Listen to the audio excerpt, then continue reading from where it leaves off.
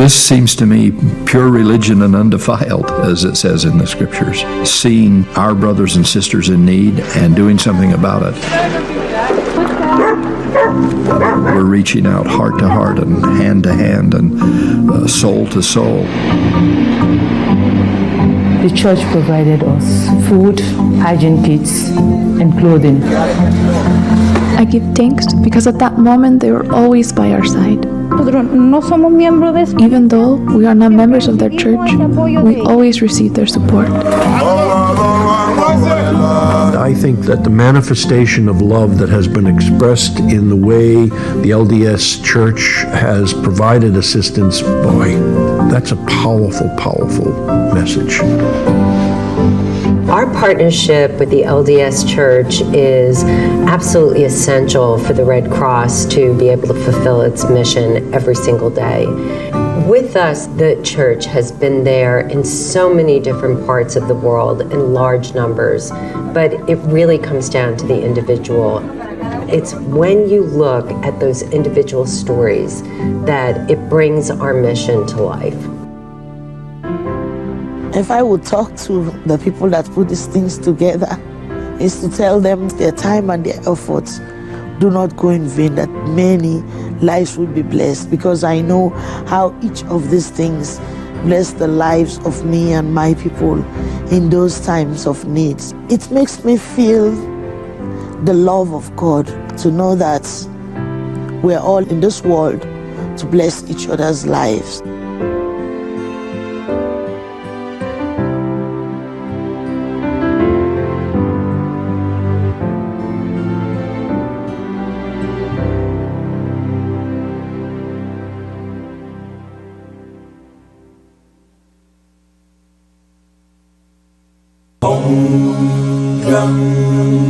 Ganapataye Namaha, Ganapataye Namaha, Ganapataye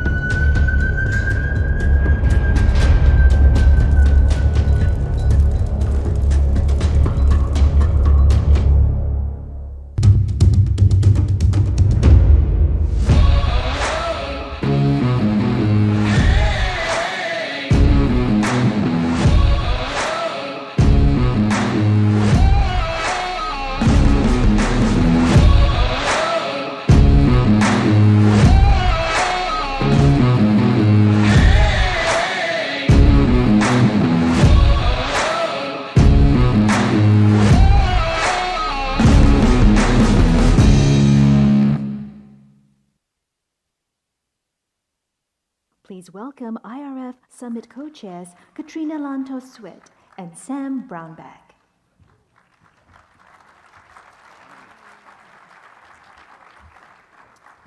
Good morning, everybody. Welcome to IRF 2022. Delighted to have you here. We've got a great program set up for you, so thanks for being here.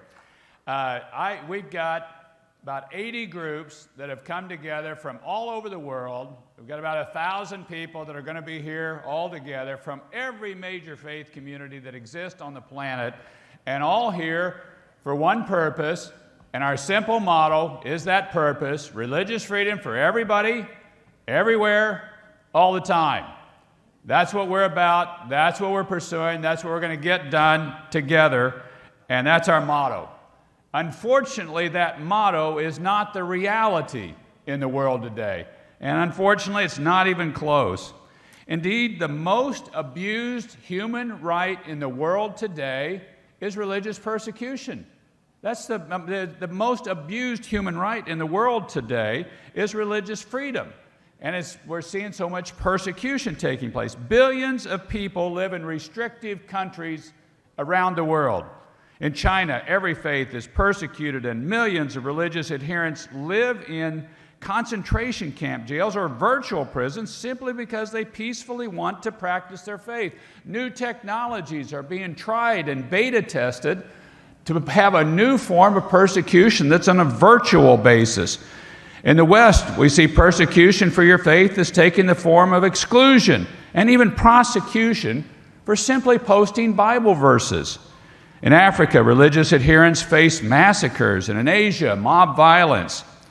Through it all, we must stand and fight for the defenseless and speak for the voiceless and press for the day of respect for all religions everywhere. Religion's the one entity that actually can stand up to government, that government can't subdue. Now, government will try. They'll get it done maybe for a period of time, but ultimately the kingdom of God will not be subdued by the kingdom of man. Now, I want to just point out before I turn over to my co-chair, this is a friendship summit. We really need people to come together across various faiths, across various traditions, and start working together. Pick a project, pick several projects, but start working together, because that's how we can build this coalition and how we can push off the restraints and can make our motto reality. Religious freedom for everybody, everywhere, all the time. Welcome, we're delighted you're here. Strap in, this is gonna move fast. We've gotta move it fast, and it's gonna be a wonderful summit. God bless you all, and I'm delighted to co-chair with my co-chair, Katrina Lantos Sweat, who's a fabulous advocate, and it's been a pleasure working with you, Katrina. Likewise. I'm president of the Ambassador Sam Brownback fan club, and none of you can take that title away from me, because he's done an extraordinary job. Thank you so much. I too want to welcome you to this first plenary session. You're in for a real feast, an intellectual feast, one that's going to make you think deeply about the theme for this plenary, which is the role, why Earth matters in the world today. Why is it important? And there are so many reasons. Sam just talked about the unbelievable wave of persecution and targeting that people of faith are experiencing around the world, and clearly that's at the top of the list. But I would like to suggest that Earth matters in the world also because it is intimately implicated in our own national security and in the national security and well-being of societies around the world. We know that countries that do a good job robustly protecting freedom of religion, conscience, and belief are more peaceful, are more prosperous, they provide more opportunity for their citizens, and they do not threaten other countries. Sadly, the converse is also true. Countries that repress and persecute people of faith, that squash religious freedom, also tend to repress other fundamental human rights. And so it is not simply about defending those who seek to live out their faith, important as it is. It is also about defending the pillars of strong and democratic and free and pluralistic societies. We have quite a treat in store for you, but I would like to suggest one other reason why Earth is so important in our world today, and that is that even though we live in a time of unprecedented material sort of prosperity, even in parts of the world that struggle, we also live in a time of unprecedented hunger for meaning in life. And only one thing can fill that hunger, and that is giving to everyone the right to seek truth for themselves, to live their lives with integrity, following the truth that they have been given. And we are about defending that very basic right. So we thank you for being here. You really are going to be learning from some of the wisest and most knowledgeable voices around these topics, and we're very excited to kick this off, and I guess I get the opportunity to introduce the very first presentation, which will be video remarks from our Secretary of State, Antony Blinken. And I want to underscore, because I think not only Secretary Blinken, but many other people from the current administration who will be joining us in person and by video over the course of the next 2 days, it underscores the fact that this is an entirely nonpartisan issue. Everybody, Democrat and Republican, right and left and center, have to come together to defend this foundational right. And I am very pleased and grateful that we have had the support we have from the Biden administration in advancing this important freedom. So with that, we welcome you, and we'll cue the first video, and then the panels will begin. Thank you so much, and have a great morning. God bless you all. Hello, everybody. I'm grateful for the opportunity to speak at the second annual International Religious Freedom Summit. Like all of you at this gathering, the United States has a deep and abiding commitment to protecting and promoting religious freedom for all people, everywhere. Freedom of religion is a human right. It's a vital part of our identity, to follow whichever belief system we embrace, or to choose not to follow any belief system at all, to practice our faith in public or in private, with our loved ones, our communities, or by ourselves. Supporting religious freedom is a core American value. We know the world is safer and more stable when people have the chance to practice their faith freely and to contribute their fullest selves to their community's success. Since the last time I had a chance to address the summit, the United States, led by the Office of International Religious Freedom at the State Department, has continued advancing religious freedom worldwide. In January, Rashad Hussain was sworn in as our ambassador for international religious freedom. He and his team have helped drive forward our foreign policy priorities, including by engaging with foreign governments to coordinate our efforts to protect the rights of all individuals, including religious minorities, and by partnering with civil society, advocates, and religious leaders across faiths to advance cooperation, mutual respect, and the meaningful and equal inclusion of all. In March, I made the determination that Burma's military committed genocide and crimes against humanity in 2016 and 2017 with the intent to destroy predominantly Muslim Rohingya, in addition to decades of atrocities against other ethnic and religious minority groups. And just a few weeks ago, the State Department released the 2021 International Religious Freedom Report, which offers a thorough, fact-based review of the state of religious freedom in nearly 200 countries and territories around the world. It noted how we're seeing rising hate in many places, including anti-Semitism, anti-Muslim sentiment, and attacks on Christians, religious minorities, and people who choose not to believe. This just makes this work even more important. And the State Department will continue to stand up for religious freedom worldwide and speak up about threats, attacks, discrimination, and other abuses when and wherever they occur. We can't do this work without our partners across civil society. They lift up the voices of those suffering from persecution. They open our eyes to atrocities and abuses on the ground. And they offer support, shelter, a safe haven to practice their faith openly, or a platform to speak up to those suffering. I'd like to thank our partners across more than 35 governments and multilateral organizations who've helped monitor religious abuses and respond collectively, and, in so doing, multiply our shared reach. For our part, the United States will continue to stand up for religious freedom worldwide, including in venues like the United Kingdom's International Ministerial Conference on Freedom of Religion or Belief. As we go forward, my ask of our civil society partners is this: keep partnering with us and with each other, especially across faiths and beliefs, to advance the cause of religious freedom. Keep documenting abuses as well as progress, and keep holding governments like ours accountable to defend these rights. Our communities and our countries will be better off for your efforts. Thanks, everybody. Hello, I'm Senator Marco Rubio. I'm honored to serve alongside Senator Cardin as the honorary congressional co-chair of the 2022 International Religious Freedom Summit. Freedom of religion is a God-given right that's afforded to every person. Our nation is blessed to have a constitution that protects that right and a proud tradition of defending that sacred principle. Tragically, many around the world are deprived of religious freedom, including Uyghur Muslims in Xinjiang, Buddhists in Tibet, and Christians in Africa and in the Middle East. In our own hemisphere, religious freedom is attacked by authoritarian regimes in places like Nicaragua and Cuba. The United States has a critical role to play in shining a light on religious freedom violations worldwide, and we're working to make that happen. Last year, my Uyghur Forced Labor Prevention Act, that became the law.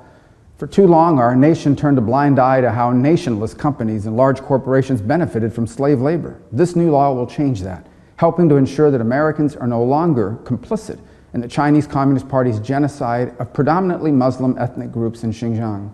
The law went into effect this week, and it's now up to all of us to make sure that the government is fully enforcing it. I'm also pleased to announce that we have a bipartisan agreement to reauthorize the U.S. Commission on International Religious Freedom so that it can continue its important work of highlighting religious freedom violations across the globe. The Commission is absolutely necessary. In the past year alone, it has helped us identify how conflict and chaos led to violations in Afghanistan, Ukraine, Nigeria, and beyond. I'm grateful to all of those in attendance today for their leadership and their dedication to the cause of religious freedom.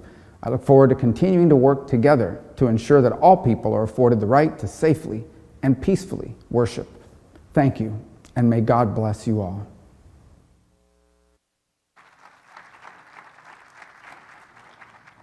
Please welcome the President of the Republic of Guatemala, the Honorable Alejandro Giamatti.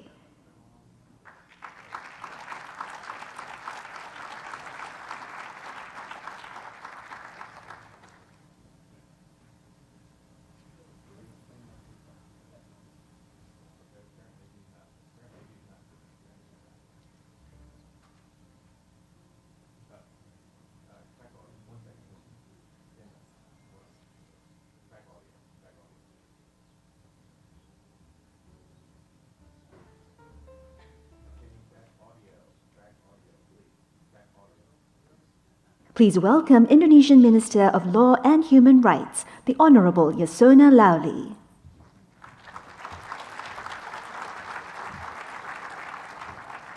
Good morning, everybody.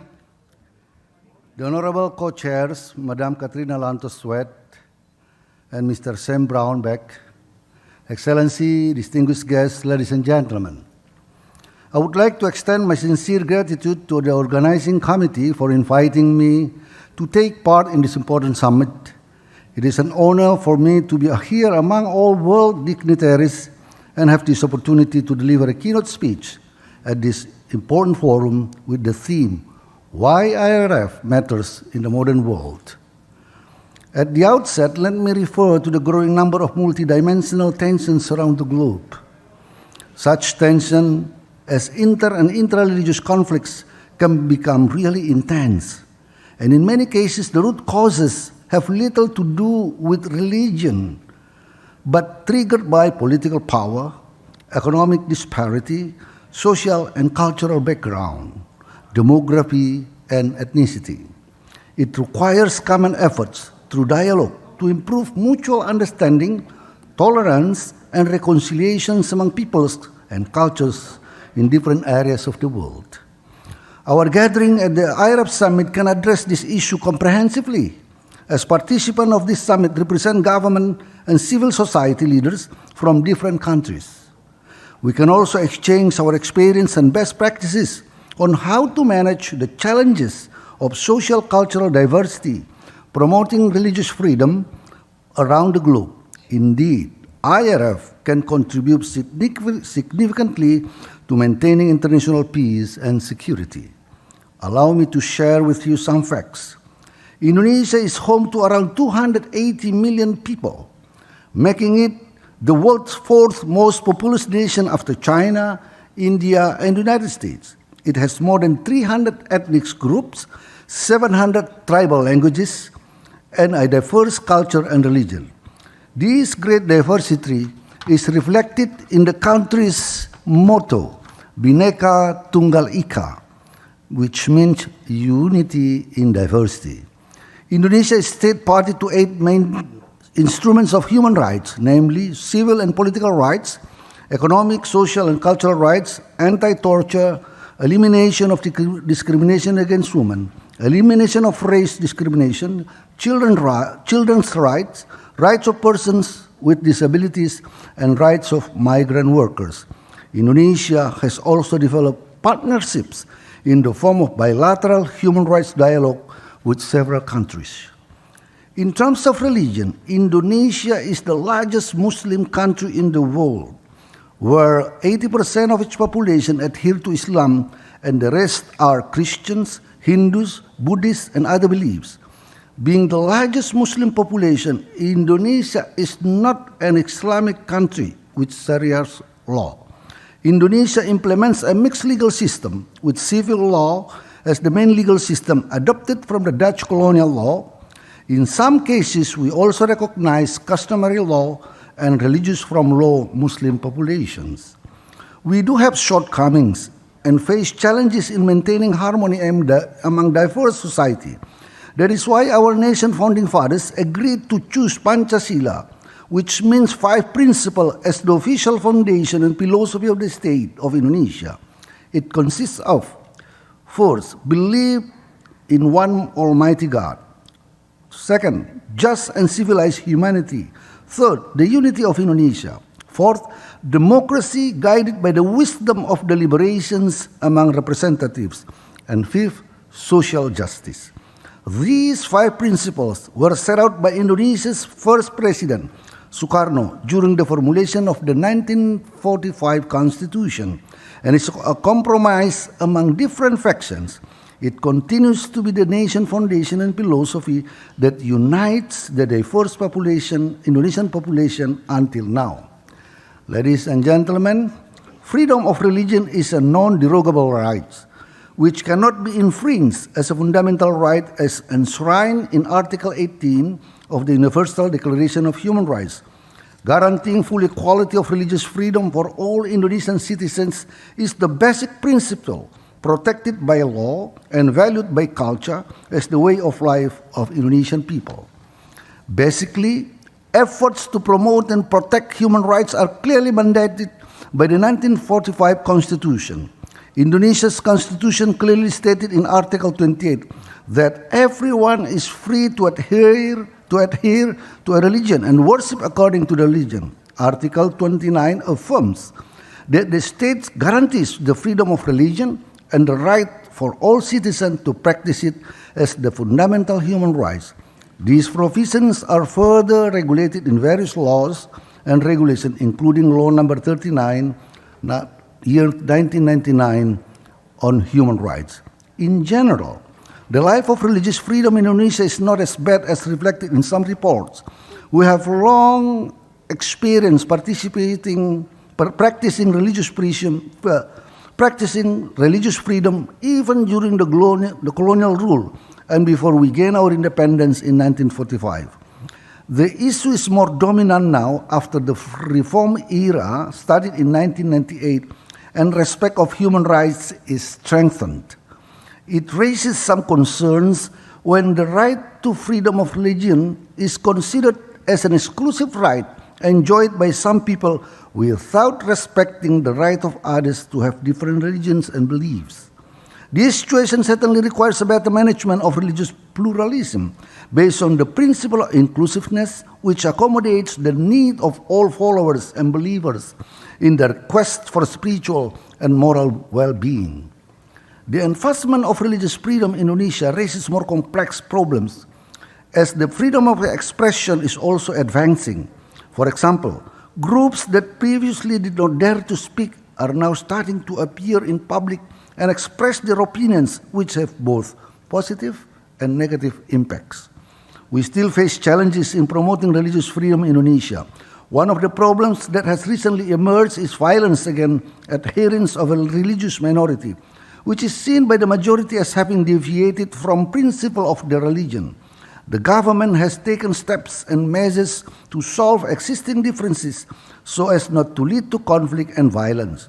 By enforcing prevailing laws and regulations, as well as involving soft power to find best solution in protecting all Indonesians without any discrimination. Critics blame the government for applying blasphemy laws in Indonesia. But what has gone wrong is not the law itself. The rule of law is required as a set of norms and code of conduct to maintain public order, peace, and security. It provides access to justice and protect the most vulnerable in our society. Blasphemy law is intended for maintaining interreligious harmony, but to be effective, it requires enhanced people's legal awareness and compliance. It requires a continued effort to build mutual understanding and enhance tolerance among our diverse religious society. We remain committed to addressing the challenges of enhancing religious freedom in Indonesia. Despite there have been some frictions among small number of certain believers, in general, the majority of Indonesian people continue to live side by side harmoniously. Great tolerance toward other religion is also practiced by the society in daily life. It is common to see the tradition in Indonesia where neighbors with different religion share their joys over religious festivities. The government enforces a policy that all religious festivities are public holidays in Indonesia to encourage people to respect and join the celebration of different religions. This practice is deeply ingrained in Indonesian culture and tradition. Indonesia has been promoting interfaith dialogue at national and international level as a forum of exchange of views and discussion in order to create a better understanding and tolerance toward different religions and beliefs.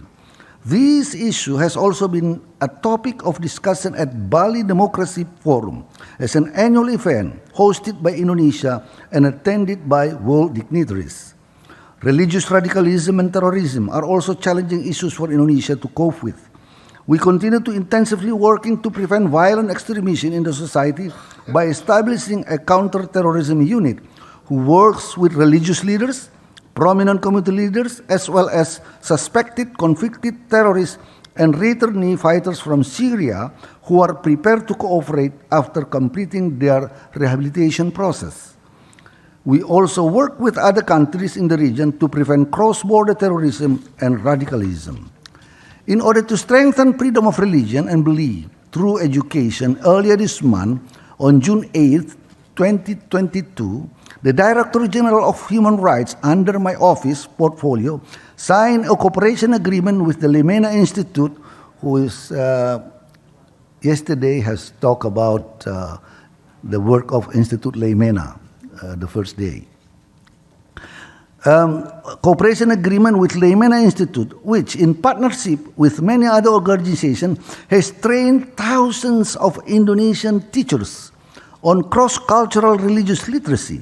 As part of this cooperation, in September 2022, we plan to host an international virtual conference on religious freedom, rule of law, and cross-cultural religious literacy. It will be open to public, and hopefully you can all take part in the conference. All these efforts have contributed to the existence of social harmony in our diverse society, to the Indonesians' growing economic and political stability.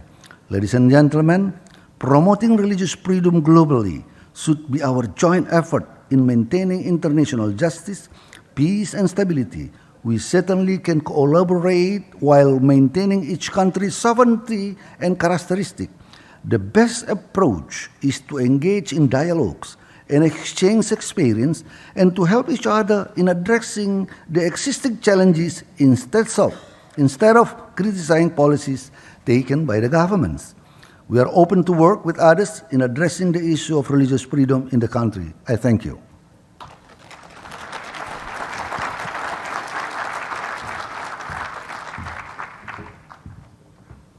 Please welcome the President of the Republic of Guatemala, the Honorable Alejandro Giamatti.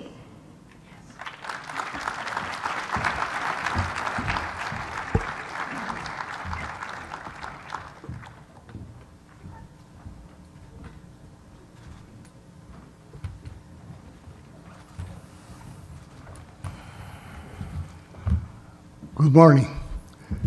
Buenos días. It's my pleasure to be here with you. Thank you for the invitation. And my English is not very well. I will use a translator. I prefer to speak in Spanish. Thank you. Muchísimas gracias. Para mí es un verdadero gusto, es un honor estar aquí presente. Thank you so much. It is a great pleasure and an honor for me to be before you. Y venirles a contar que la lucha por la vida, por la libertad religiosa, es una lucha cada día un poco más complicada. And I've come to tell you that the fight for life and freedom, for life and family values, it is getting worse and more complicated. Y les voy a poner un ejemplo. Yo asumí el cargo de presidente de Guatemala el 14 de enero del año 2020. I'm going to use it as an example. I assumed and took the role of President of Guatemala in 2020, in February. y juré sobre la Constitución Política de la República de Guatemala defenderla y hacerla que se defendiera. And I swore to defend the Constitution of the Republic of Guatemala. Y el artículo 3 de la Constitución Política de Guatemala dice que el Estado de Guatemala respeta la vida desde su concepción. And Article number 3 in the Constitution of Guatemala says that the Republic of Guatemala honors and respects life from the moment of conception. Y entonces principiamos a trabajar una política pública que hiciera que se respetara la vida desde su concepción hasta la muerte natural. So we established a policy that would honor life from conception all the way to the day of death. Logramos integrar 99 programas y proyectos del gobierno de los distintos ministerios para proteger la vida desde la concepción hasta la muerte natural, la cual quedó promulgada mediante un acuerdo gubernativo el 20 de julio del 2021. And we started 90 something policies that would honor that life, and we constituted it in July of 2021. Yo creo que todos ustedes conocen qué es la OEA. I'm sure all of you know what the American States is. Guatemala firmó en 1948 el Tratado de la Convención Interamericana sobre los Derechos Humanos. Guatemala signed the treaties that was of Ibero-American, the Treaty of the Defense of Life.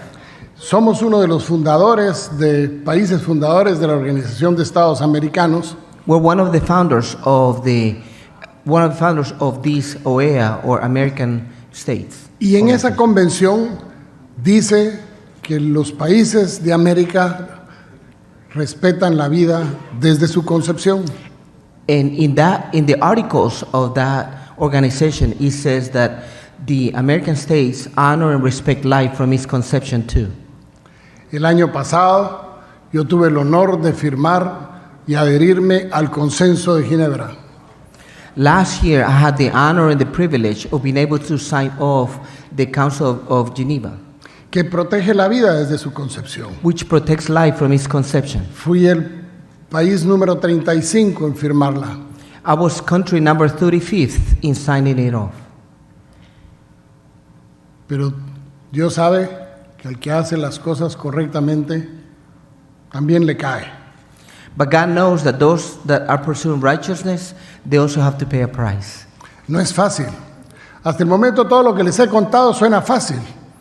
Está en la Constitución, firmamos convenios, hicimos políticas públicas y todo diría, bonito está Guatemala con que respeta la vida desde su concepción en todos los sentidos. So in the initial stages, it seemed easy. We honored the Constitution, we established public policy, we were able to sign different summits, and it looked like Guatemala was a great place to be. Guatemala es un país pequeño. As you know, Guatemala is a small country. Si nos comparamos con un estado, yo creo que Tennessee o Kentucky, creo que resultan un poco más grandes que Guatemala, pero son más o menos de ese tamaño. For those of you that do not know, Guatemala fits within Kentucky or the state of Tennessee. Pero sin embargo somos un país de fe. However, we're a country of faith. La mayoría de los guatemaltecos practicamos una religión, la gran mayoría. Great majority of Guatemalans practice some kind of religion. Por lo tanto, uno diría, Guatemala no tiene por qué tener problemas. So anyone would say Guatemala shouldn't have any issues. Ayer llamé a una reunión del Consejo Permanente de la OEA y fui a la OEA. I went to the OEA, or American States Organization. ¿Y saben a qué fui? And you know what I went to? Fui a protestar porque Guatemala fue incluida en el capítulo 4B de los violadores de los derechos humanos. I went to say a protest and to be against being included in the article of 4C, which 4B, which puts us in the same place as Cuba and Venezuela. Cuba, Venezuela y Nicaragua. Yo soy violador de los derechos humanos como Cuba, Venezuela y Nicaragua. ¿Y saben por qué? And I was told that I was a violator of human rights like Cuba and Venezuela and Nicaragua. Do you know why? porque firmé el consenso de Ginebra y porque tenemos una política que protege la vida desde su concepción. Because I signed the Geneva Convention and we also have a rule that protects life. Que me pongan en el capítulo 20, 48, 84, en el capítulo que quieran, pero en Guatemala se respetará la vida desde su concepción. I don't care what kind of chapter I've been thrown at. In Guatemala, we're committed to respecting and honoring life from its conception.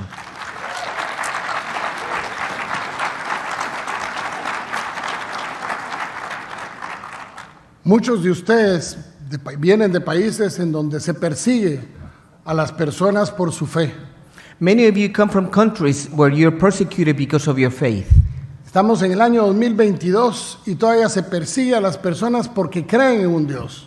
We are in year 2020 and we still persecute people because they believe in God. Pero no importa la religión, no importa la persecución, porque Dios protegerá a quienes hablan de Él, a quienes cumplen con sus mandatos, pero sobre todo a quienes ejerciendo el poder hacen que efectivamente esa palabra de Dios se pueda volver realidad. But it doesn't matter the kind of persecution that you believe or practice, because God cares for His own, those that follow Him, those that believe in Him, and those that seek to live life according to principles that honor life. Y probablemente el mundo es que está al revés. Lo bueno parece malo, and maybe the world is upside bueno. down. The good appears as bad, and the bad appears as good. Pero los que no debemos de perder la conciencia somos los que creemos y somos los que sabemos que en este momento de tribulación en el mundo lo que tenemos que hacer es unirnos. But those of us that believe and operate out of a good conscience, we believe that there's a need and the time is now for us to unify our efforts and be able to be together. Pero no solo la Comisión Interamericana de Derechos Humanos me condenó. Not only the Human Rights Commission condemned me por haber firmado el consenso de Ginebra. Because I signed the consensus of Geneva. También el Departamento de Estado de los Estados Unidos. But also the Department of State here in the U.S. Y nos pone comparado como un régimen de Corea del Norte. And they compare us to a regime like North Korea. No estoy tan gordo como el presidente de Corea. I am not as big as the president of Korea.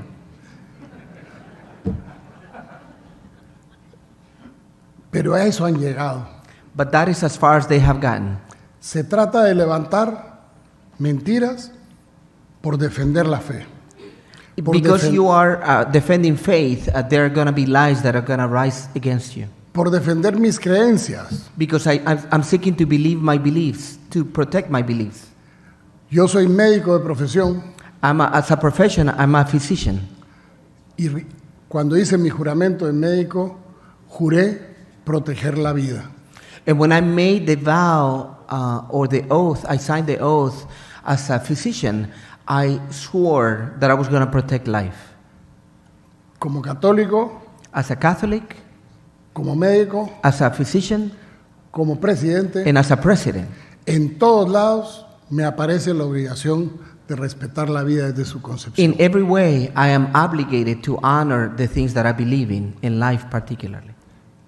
Yo no sé qué va a pasar conmigo en año y medio que deje la presidencia. I don't know what's going to happen to me after a year and a half of what I have left over of my presidency. I worry about the day after.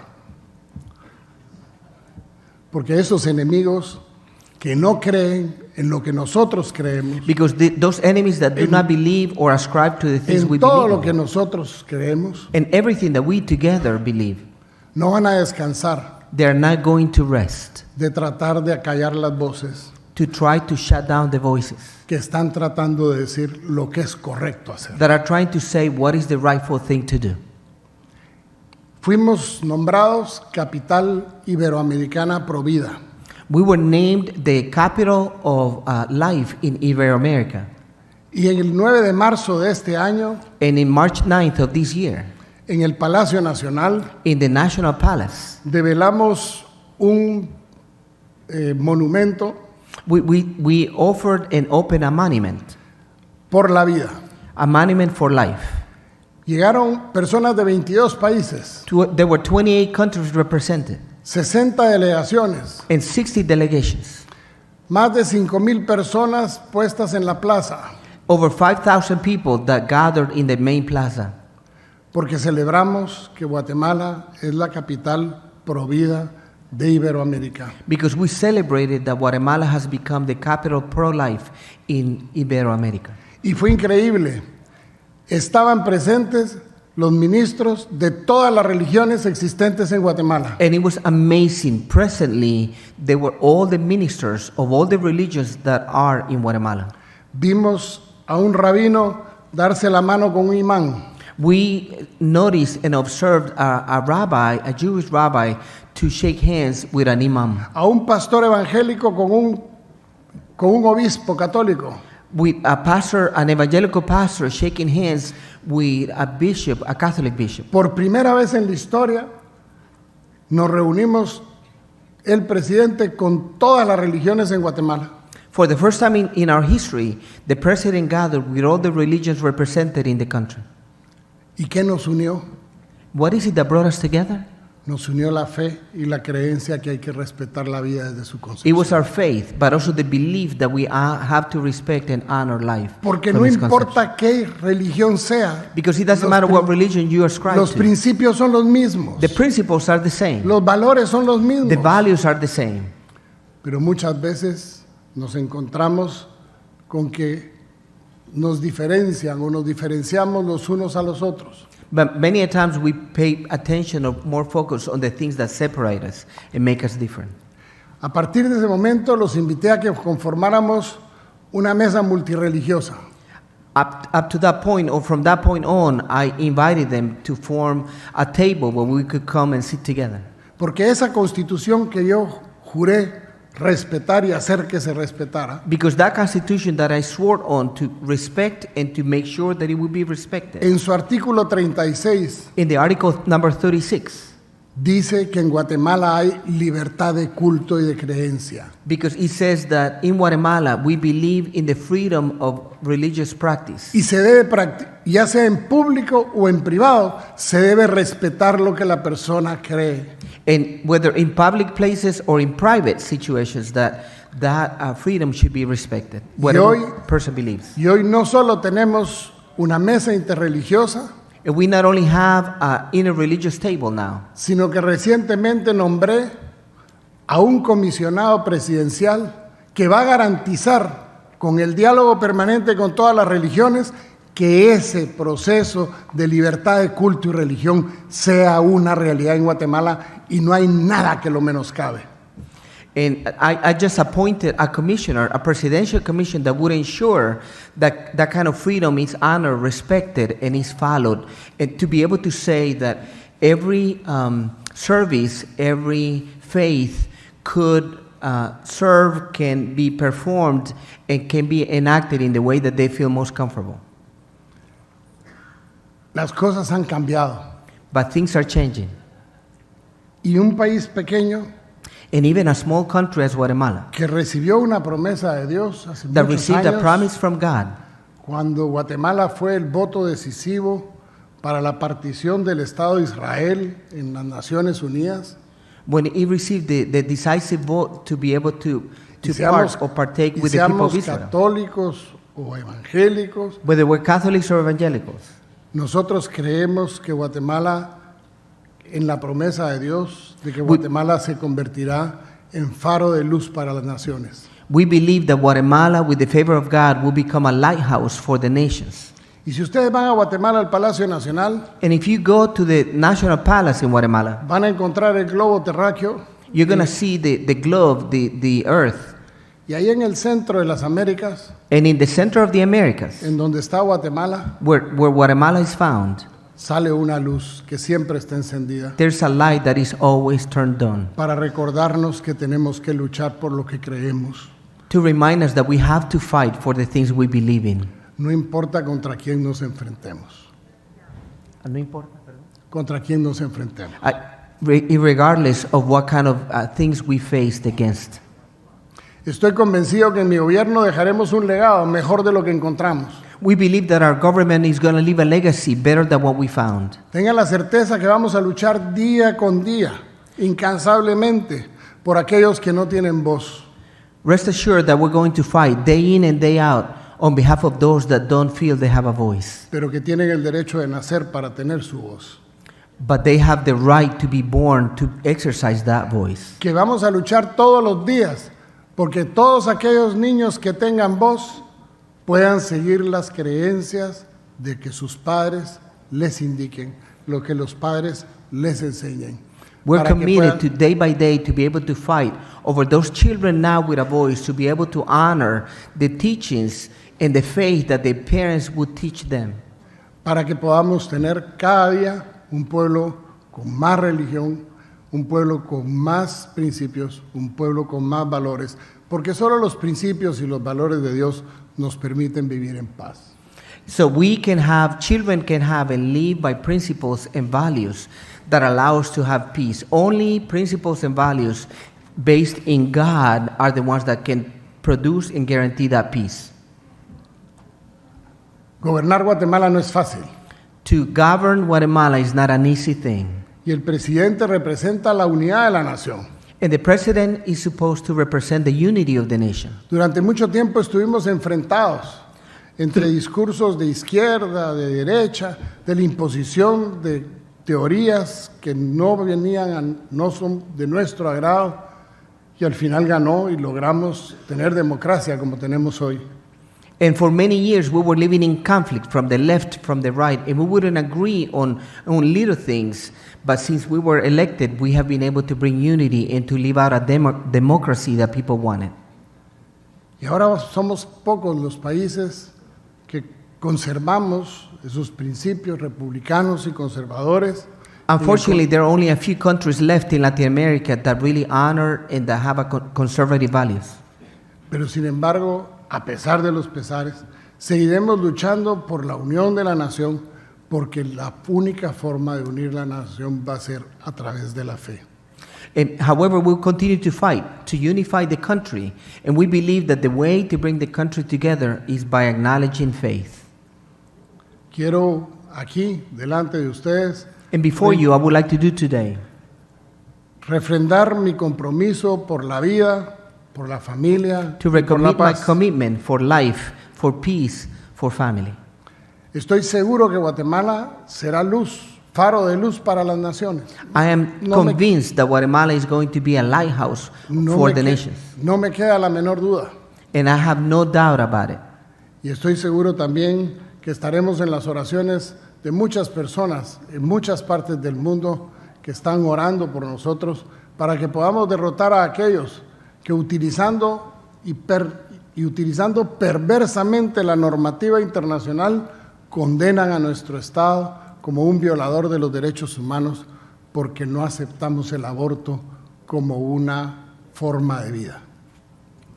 I'm going to summarize what he said.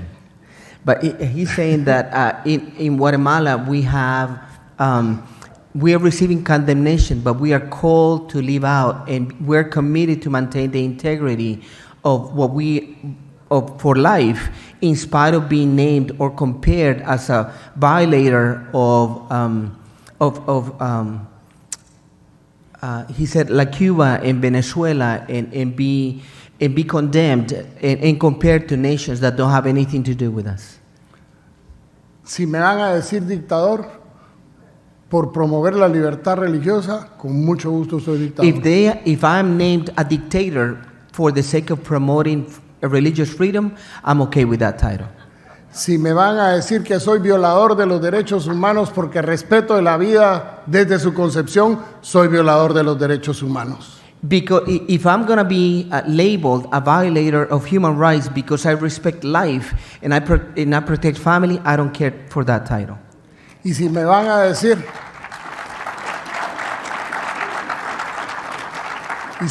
decir aquí en el Departamento de Estado, en la Organización de las Américas o en cualquier lugar, que soy un presidente fuera de contexto, porque no me ajusto a la realidad actual del mundo, no me gusta la realidad actual del mundo. And if I'm going to be labeled by the State Department of the United American States of being a president that is out of context, I would confess that I don't care for the current context, and I would rather go against the current. Yo haré lo que mi conciencia, I will do what my conscience dictates, lo que mi fe and what my faith dictates, me dice que tengo que hacer todos los días. and tells me what I need to do day in and day out. Y eso es trabajar por un mundo mejor. And that is to work towards improving and making better the world. Aunque sea en un país pequeñito, Even if I do it through a platform in a small country. pero un país grande de corazón y But de it's a fe, country that is big in its heart. al cual los invitamos a que lleguen a conocer. The one which we invite you to come and visit. Y ojalá pudiéramos tener una reunión como esta en mi país, And I look forward to the day when we have a meeting like this in my own country. porque sería para nosotros un gran respaldo y no sentirnos solos, como a veces nos sentimos, luchando contra grandes enemigos, poderosos enemigos, pero que no tienen lo que nosotros tenemos, fe. That would be such an encouragement for us in this war that appears to be quite lonely. It would be an encouragement if you were to visit and do something like that, because the war is not ceasing and the fight that we have against is quite difficult. But it's just, we are fighting for something special. We are fighting for faith. Thank you very much.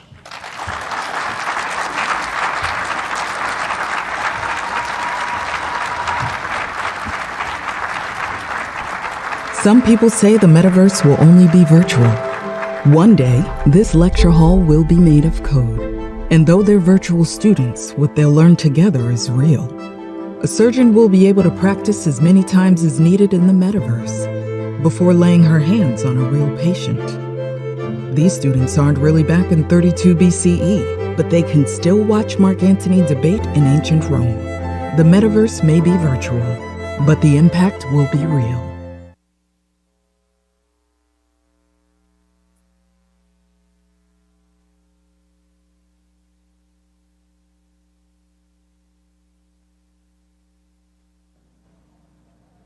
Please welcome Senior Policy Analyst for the Asian Studies Center at the Heritage Foundation, Olivia Enos.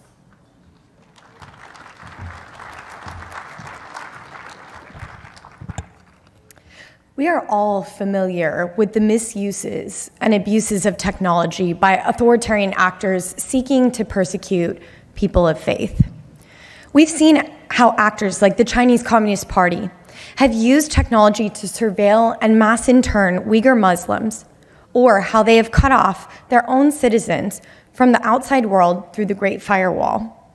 We've also seen how actors like Russia and China have sought to use social media to promote disinformation and to subvert democratic processes. We've seen how authoritarian actors have taken a tool that should be used for good and repurposed it for bad ends. There are so many subjects that we could have focused on when discussing social media's, or perhaps more accurately, technology's relationship with religious freedom. But rather than focus solely on the negatives and on the drawbacks of technology, we wanted to highlight a tool that is already helping persecuted persons of faith today: end-to-end encryption. End-to-end encryption provides a safe haven through communication by creating the ability for persons of faith to communicate privately and securely with one another. It can serve as a platform for worship and learning for persons who don't have regular access to religious materials due to draconian actors. It can promote community and collaboration in spaces where government opposition cannot gain access. It can even provide a medium for coordinating escapes from persecuted lands. End-to-end encryption can serve as a literal lifeline for those facing the most severe forms of persecution. Today, you're going to hear from a panelist with firsthand knowledge of how end-to-end encryption functions at WhatsApp. You'll also hear from another speaker with expertise on how end-to-end encryption is playing a role in protecting religious freedom in the Middle East and North Africa. And we will end with a firsthand testimony of how end-to-end encryption creates opportunities for people to freely practice their faith.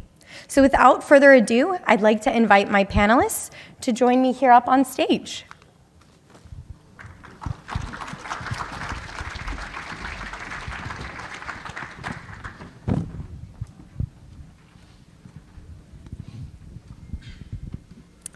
Well, thank you all for joining me here today. I'm going to kick it off with Jonathan Lee, who joins us from Meta, where he serves as the head of global public policy for WhatsApp. So Jonathan, can you tell us what end-to-end encryption is and how it works at WhatsApp? And specifically, can you highlight the benefits of end-to-end encryption for people of faith? Terrific. Thank you so much for having me. I'm delighted to be here. And as was mentioned, I work at WhatsApp, and I know this panel is about social media and tech. WhatsApp is a private messaging service, as I think many folks are aware. So our approach to how we think about and protect the fundamental right to free exercise of religion is a little bit different than in the broader social media context. So very pleased to be able to talk about end-to-end encryption, which is core to the service that we offer. And let me just start by saying a little bit about what end-to-end encryption is. And on one level, we think about it as a promise. And the promise is that nobody but the sender of a message and the people who they intend to receive it can read or access the content of that message. Nobody, not even WhatsApp, not Meta, no third party. And that is the privacy and security guarantee that end-to-end encryption means. And then how do we do that? I won't go into all of the cryptography because it's incredibly complicated, but in short, it's a technological tool that's called public key cryptography, and it uses a protocol at WhatsApp called the Signal protocol, which some other services use as well. And what it means is that it uses a key, an encryption key, to encode the message such that only the intended recipients have the key on the other end to decode it. And so when it's in transit, including transiting through WhatsApp servers or wherever else, nobody technologically, mathematically are able to access the content of that message. And so in terms of how this works at WhatsApp, every message at WhatsApp is protected using this technology. Every message at WhatsApp is end-to-end encrypted. And that is something that operates at scale that we operate at, which is over 2 billion users around the world. Everyone who is using WhatsApp's messages are protected with this technology. And that amounts to on the order of 100 billion messages per day. And as I think folks are aware, WhatsApp is part of the Meta family of apps, and we're working to bring end-to-end encryption to our other messaging services, Facebook Messenger and Instagram direct messages, and hopefully we're going to be able to finish that project in the relatively near future. I would also point out that end-to-end encryption is a necessary but not sufficient condition to protect people's privacy and security. And that's part of why we've rolled out some additional protections at WhatsApp, things like disappearing messages. You can send a message that disappears within a certain amount of time after it's sent, and also the ability to encrypt, end-to-end encrypt your backups. So if you choose to back up your messages, you can do so in a way that only you and nobody else, not even the holder of those backups, are able to access the content of those messages. And I can go on, but I will just say that this is core to the service that we offer. We believe deeply in it to protect people's privacy and security, as well as their human rights, including in particular the human right to the free exercise of religion that I know my co-panelists will speak a bit more about. Excellent. I think that was a really great way to kick off our discussion. Thank you so much, Jonathan. So Jeremy, over to you. Jeremy Barker joins us from the Religious Freedom Institute, where he serves as the director for RFI's Middle East Action Team. So Jeremy, can you talk to us a bit about how end-to-end encryption is used in your region of expertise, specifically the Middle East and North Africa? Yeah, thanks so much, Olivia, and a privilege to be here. As we look at the region and kind of moving a bit from the technology to how this is playing out, the challenge of authoritarianism, as Olivia mentioned, is rife across the region. And so we see governments that are prosecuting, policing ideas, beliefs that don't conform to the established orthodoxy, whether that's political or religious. And the risks for that type of authoritarian control are only amplified through technology in enabling governments or even platforms to decide what speech to restrict, what's acceptable. And so that, in our work to preserve both the principle of religious freedom that makes space for difference, as well as platforms for expression, for communication, tools like end-to-end encryption are vital when you're working in an authoritarian, a heavily controlled space. Two examples that I want to point to that help illustrate that is one looking at Afghanistan last year. And Olivia mentioned, I think in her opening, about some of the ways that encryption has helped to serve when you have refugees or others who are displaced in a time of conflict. And for those of us who were working with vulnerable communities that were fleeing last summer, we saw that phone calls, open text messages were actively being monitored and were putting people's lives at risk. And so the ability for individuals and communities to connect, to coordinate, was really a life and death matter. And so tools like encrypted messaging apps were vital in the context of communities at risk like that. And so thankful to have those types of tools there. A second way in which we put this to work is a huge part of our work at RFI is conducting research and analysis to inform policy decisions. And so the collecting, the coordinating, the communicating of data and evidence is vital. And often that there's governments or other actors who don't want to see that information collected. And so encrypted tools, secure ways to collect and coordinate and use that data is vital for the work that we do. And so we're developing some tools around that sort of evidence and data collection that really is vital. And so whether that's on the communication side, but other broader uses of encryption is really a vital way in which technology, rather than being a risk to religious freedom, can actually serve to enhance and facilitate that. That's great. And I'm glad you brought up the example of Afghanistan, because I think that's something that's at the top of a lot of people's minds these days.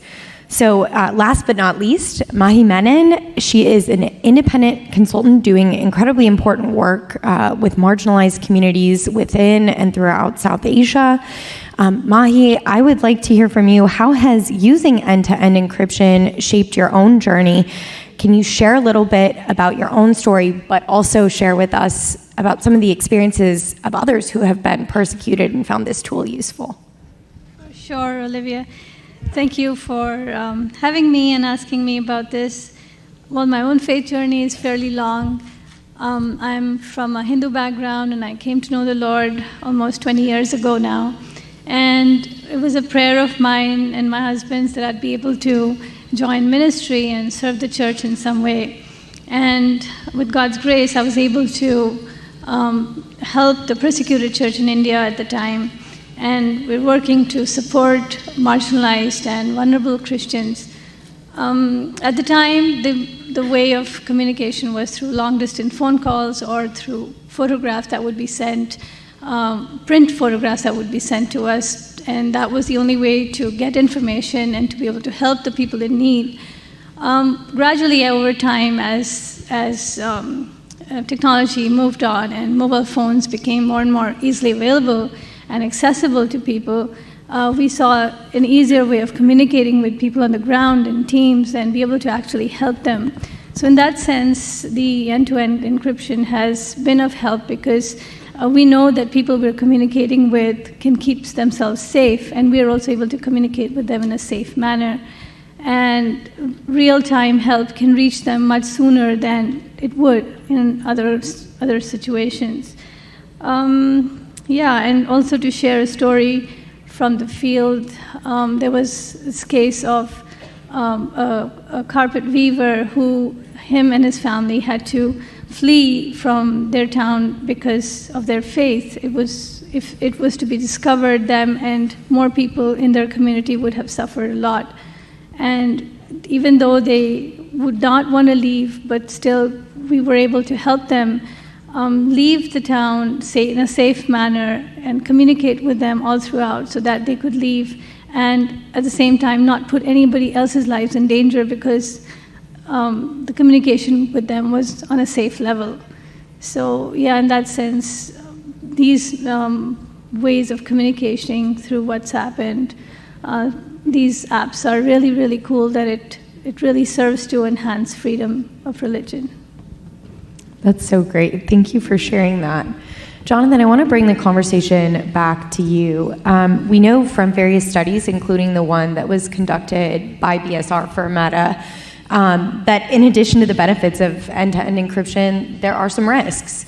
Can you talk about what some of those risks are and outline some of the best practices for mitigating those risks? For sure. Thank you for that question. And it is something that we're very cognizant about at WhatsApp. We're always thinking about, in addition to protecting people's privacy and security and safety, also what we generally call integrity, so issues that may affect our users in society. And I would commend the piece of work that you just mentioned. And what it is a human rights impact assessment And it's specific to the decision by Meta to encrypt Facebook Messenger and Instagram Direct, but it really is a great survey and analysis of the human rights issues, both positive and negative, that end-to-end encryption can involve. And let me just briefly summarize the key findings. It's all available online. But the Human Rights Impact Assessment conducted by Business for Social Responsibility, an independent assessor, was that on the whole, end-to-end encryption protects and enables a diverse array of human rights. And they go through a whole list, including ones you'd expect, like the right to privacy, but very much so as well, rights like the freedom of thought, freedom of conscience, free exercise of religion that I know are core to the conversations that are happening at this summit. They also did note that there are potential adverse impacts, but they had a few key findings in that regard. One is that the adverse impacts, by and large, stem from people who may be using messaging services, in our instance, to commit abuse. So essentially abusing the platforms. And second is that the risks associated with end-to-end encryption in that regard stems from the fact that end-to-end encryption can just make it harder to detect those abuses. It's not that it enables those abuses per se. Those abuses are ones stemming from people abusing the platform that would exist regardless, essentially, of end-to-end encryption. But end-to-end encryption can make detection of that abuse more difficult. But fundamentally, and this is we agree wholeheartedly with this, they conclude that those adverse impacts can and should be addressed without weakening or undermining end-to-end encryption. And some of the ways that we do this at WhatsApp, one is that we like to think, the leading trust and safety program of any private messaging app, encrypted or otherwise, in the world. And we think about integrity in a few ways. I won't go into depth. This is explained on our website and elsewhere, and people are more interested.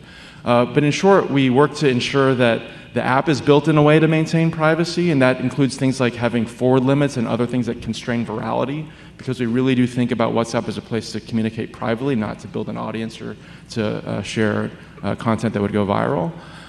Second is that we do take action based on information that we do have access to, which can include, vitally, user reports. So if a user reports a particular message, that essentially sends the message to us. So we're able to see user reports, as well as certain behavioral signals and the like, and using that information, not the content of the message, not scanning or looking at the content of the message unless it's been reported, to be able to try to detect harmful, problematic activity and take appropriate action. And we also work with partners in civil society and elsewhere to make resources and information available through WhatsApp and through their own channels to try to help people deal with some of the issues that may surface through their online communications. That's really helpful. So we heard a little bit about some of the harms, but Jeremy, I'd love for you to speak briefly about what offers you hope that technology is creating opportunities for folks to freely practice their faith in the Middle East context. Yeah, I think one thing to point to is you look at the last 2.5 years and a context where the ability to gather publicly was restricted in a number of ways because of responses to the COVID pandemic. For a lot of communities, many that we work with, that was a reality before COVID, continues to be one as well because of government repression or otherwise. And so being able to develop the tools to meet, to collaborate collectively, which is never an ideal solution. As a person of faith, there is something about that embodied nature of gathering together with fellow worshipers. But to be able to deploy tools to help support and facilitate that, and the expansion of those, is something that has been encouraging, and safe, encrypted, secure aspects of that is really important. So I'll stop there and save one more closing thought for. That's perfect. Yeah, I do like your emphasis on corporate worship often happening in person, but how a lot of other aspects can be enabled through end-to-end encryption. That's a great point. Mahi, you are going to close us out for this session. What ways would you like to see the tech sector do more to alleviate the plight of persecuted persons all across the globe? Yeah, for sure. I'd echo what Jonathan and Jeremy have said, that technology has been there for good, but we also see it, unfortunately, being used for bad by people with selfish or fundamentalist agendas. And it does tend to spread discord or elevate their power. What would be good to see is that we're able to build some sort of a warning system where if people are sharing harmful content, it can be stopped or it can be blocked out. Also, if parental control or privacy laws can be issued so that parents or parents of younger children can get reports of what they're seeing, so that they're not being influenced through, if they join some groups or something, they're not being influenced in a negative way. And also so that, because WhatsApp and WeChat are some of the top most used apps in South Asia at the moment. So it is imperative that more secure measures are taken so that people's lives are kept safe. That's really helpful. Well, I think hopefully our audience members leave here with a much better idea of, one, what end-to-end encryption is, two, the opportunities that it creates for persons of faith to more freely practice their faith in the way that they see fit, and three, it is quite a subversive technology. It does create space where space is otherwise closed, and so it's just an incredible tool, I think, for creating freedom. And so I just want to thank my panelists for joining me today. Would you join me in thanking them?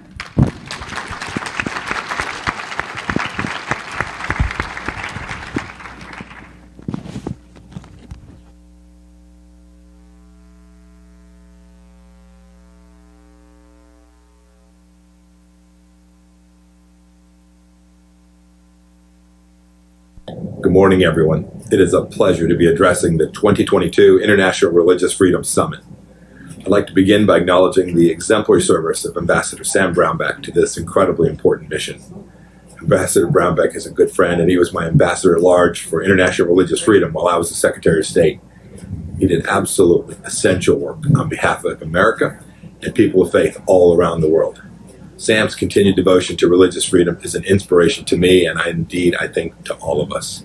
I wish I could be with you today there in person. Unfortunately, I can't make it, but I'm honored to kick off your discussion on the importance of religious freedom to each nation's stability and security. If you look around the world, you'll find that America's allies and adversaries are separated by an important difference: their treatment of religious freedom. In nations where religious freedom is respected and secured, you tend to find governments that are open, democratic, and accountable to their people. In nations where religious freedom is ignored or trampled upon, you find governments that are closed and authoritarian.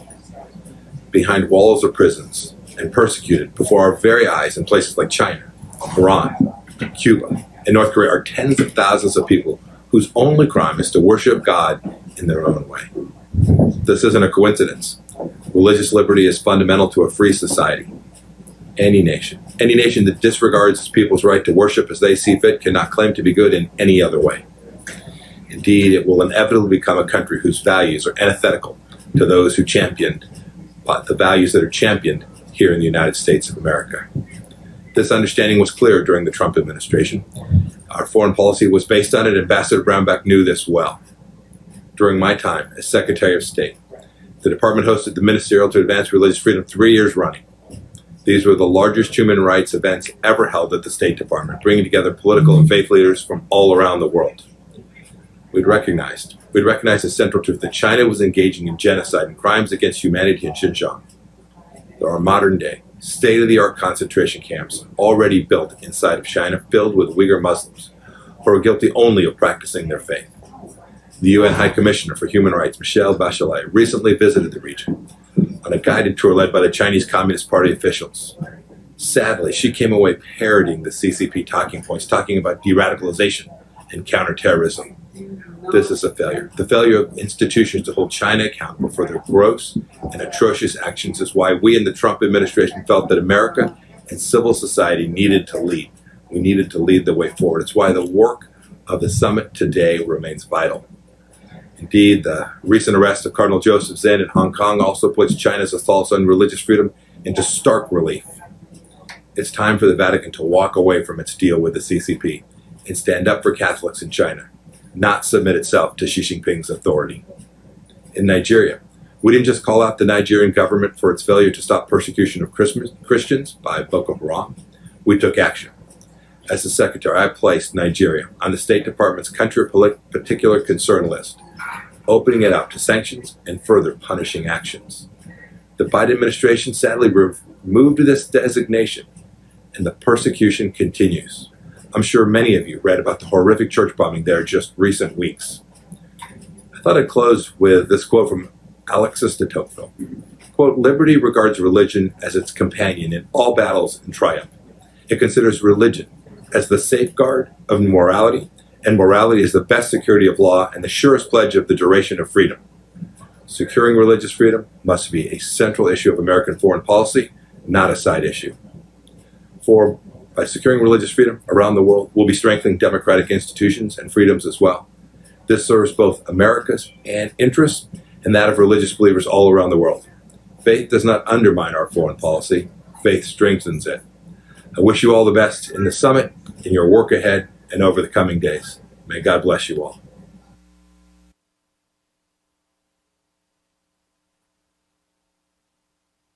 Please welcome former Assistant Secretary of Defense for International Security Affairs, Mary Beth Long.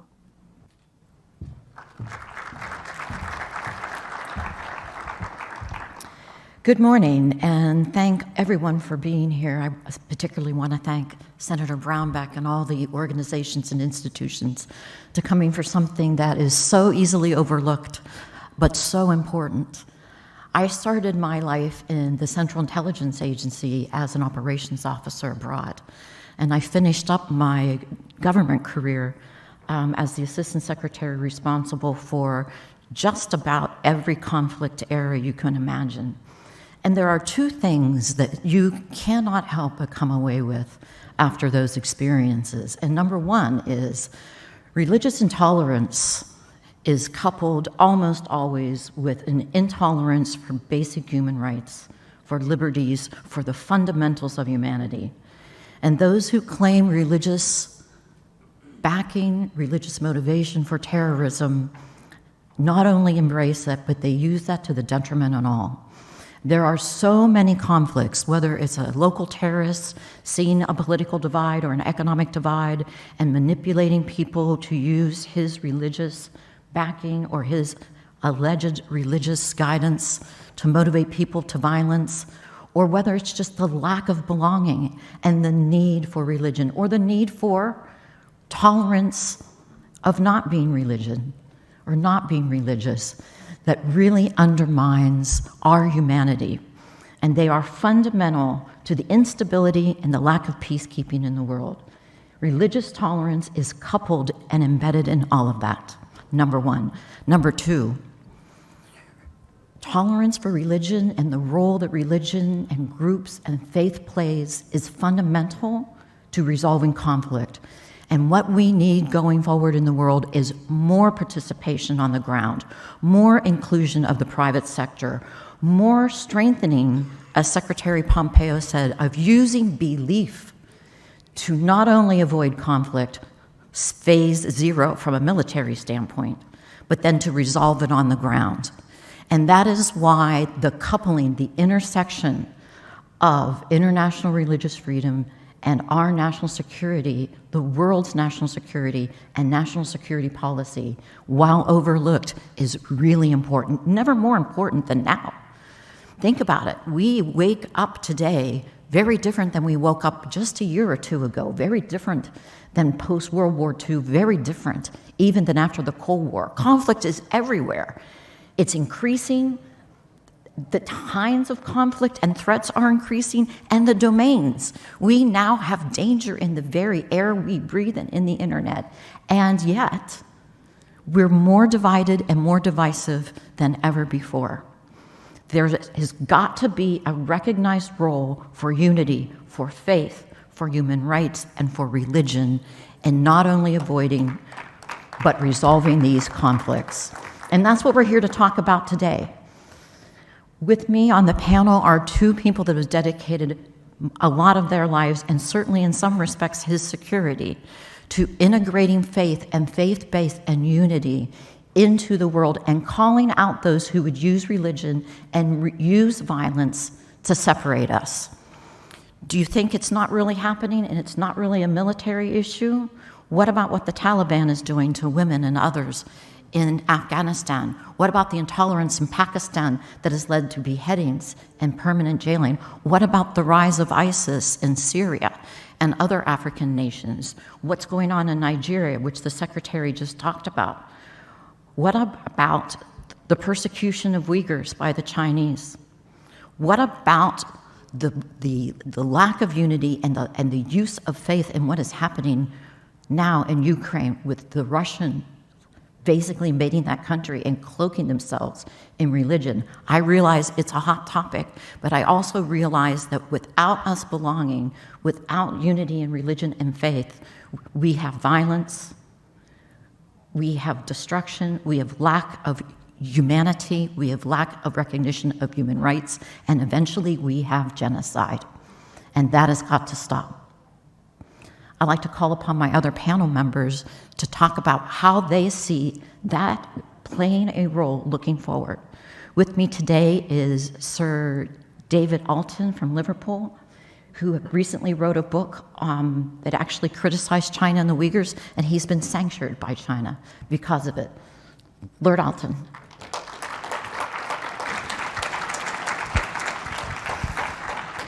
And with me too is Miss Nicole, I'm going to say it wrong, Bibbins Sadaka. I want to say Bibbit Sadaka. I was asking, are you related to Neil Sedaka? He is. But Nicole has had a long and distinguished career, not only in government, but she is the executive vice president of Freedom House, and she has some interesting ideas about the role of the private sector in conflict resolution. Please.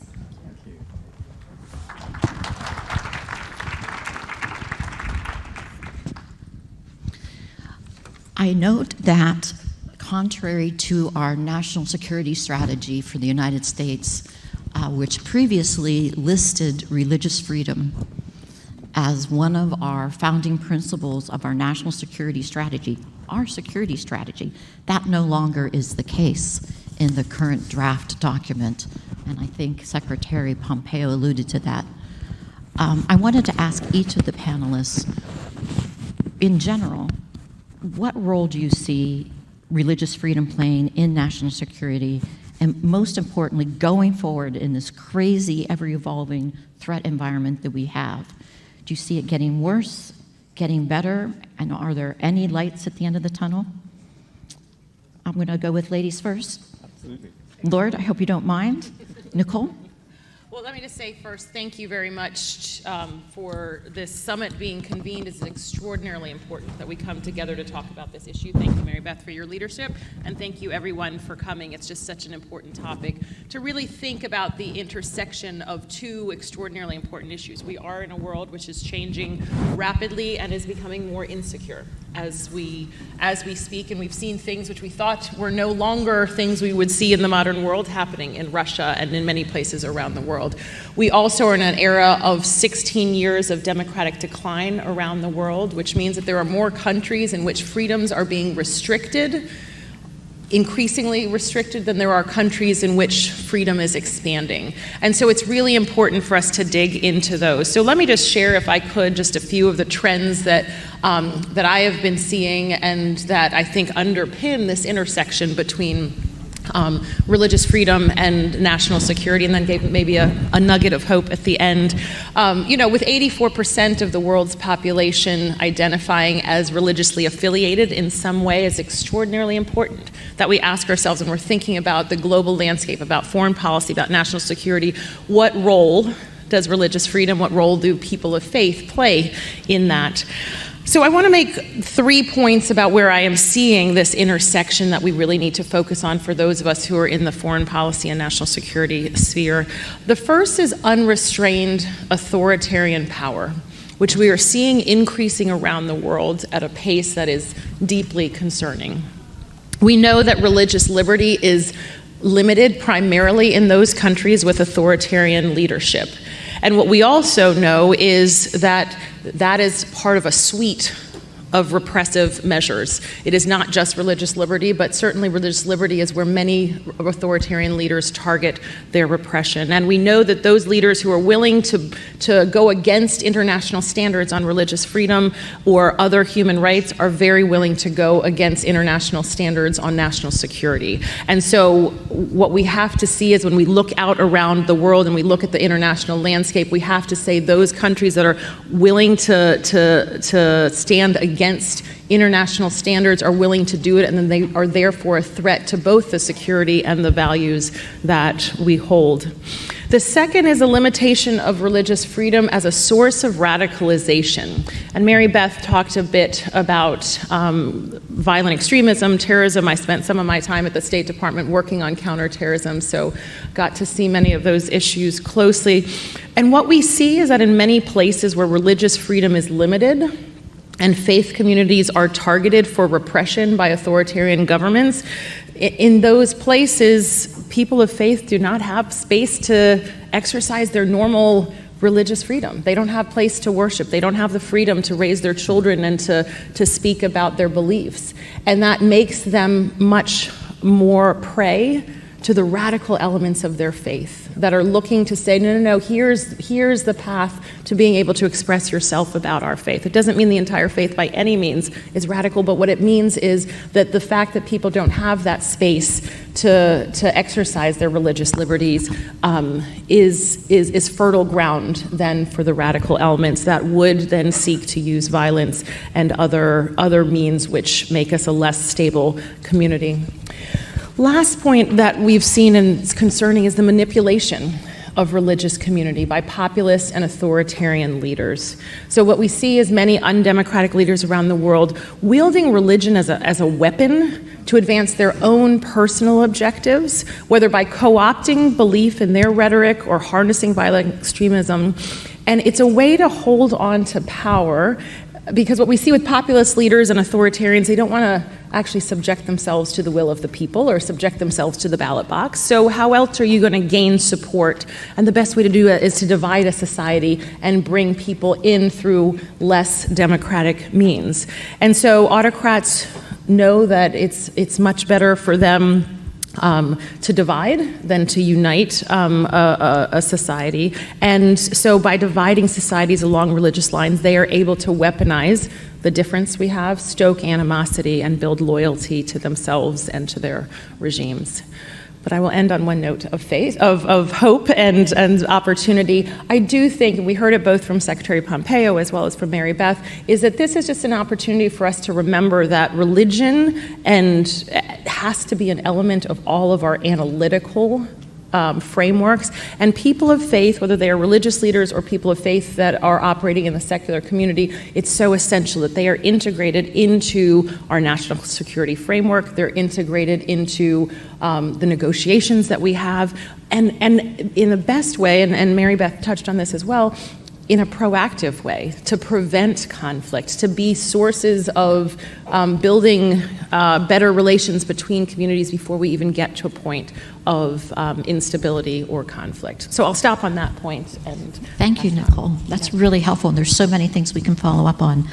Lord Alton, you very possibly could be the only one on the stage today who is officially sanctioned by the People's Republic.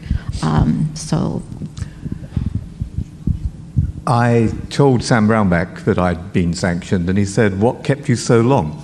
And my children, who've been sanctioned with me, set up a WhatsApp group called Badge of Honor. And I felt very proud of them for seeing it in that way. I'll talk a bit, if I may, Mary Beth, about China in a moment, but I just start by saying that if you don't understand the state of religious freedom in a country, then you don't understand very much about that country. If you do understand it, you get a pretty good view of the condition of that country, its stability, its prosperity, its outlook. The basket cases in the world, everywhere from North Korea to Pakistan, these are countries that don't allow religious freedom. And look at the consequences. Look at the mass exodus of people from places where there is conflict. There are more, according to the United Nations High Commission on Refugees, more than 70 million people who are displaced worldwide. What is it they're escaping from? What is it they are fleeing from? Ask Ahmadis fleeing from Pakistan. Ask Christians trying to get out of northern Nigeria. Ask the Uyghur women that I have met, who very few of them have been able to get out of China, but those who have, about their stories. And you understand why people join the mass exodus, which leads to massive destabilization around the world. And in turn, that, I think, is an example of religious illiteracy amongst many of those who make policy at the highest levels in our liberal democracies. And they have a lot to answer for this blind spot. I'm going to give the example, if I may, of Nigeria in a moment, of where there is massive religious illiteracy. And I think that we need to push this right up the agenda for a whole stack of reasons. One of them is because countries like our own, and many of your countries, of those of you in the auditorium today, are signed up to the 1948 Universal Declaration of Human Rights, the work of Eleanor Roosevelt and many others who sat on those committees with her in the immediate aftermath of the Second World War. It was born out of the ashes of Auschwitz and Bergen-Belsen and the other horrendous concentration camps and those millions who had lost their lives in the Holocaust. It was an attempt to try and rectify our failure to prevent these things and to stop them from, in the famous oft-repeated phrase, happening ever again. Article 18 of the Universal Declaration of Human Rights says everyone has the right to believe. They also have the right not to believe and the right to change their belief. And we see that being breached every single day. It's an orphaned right around the world.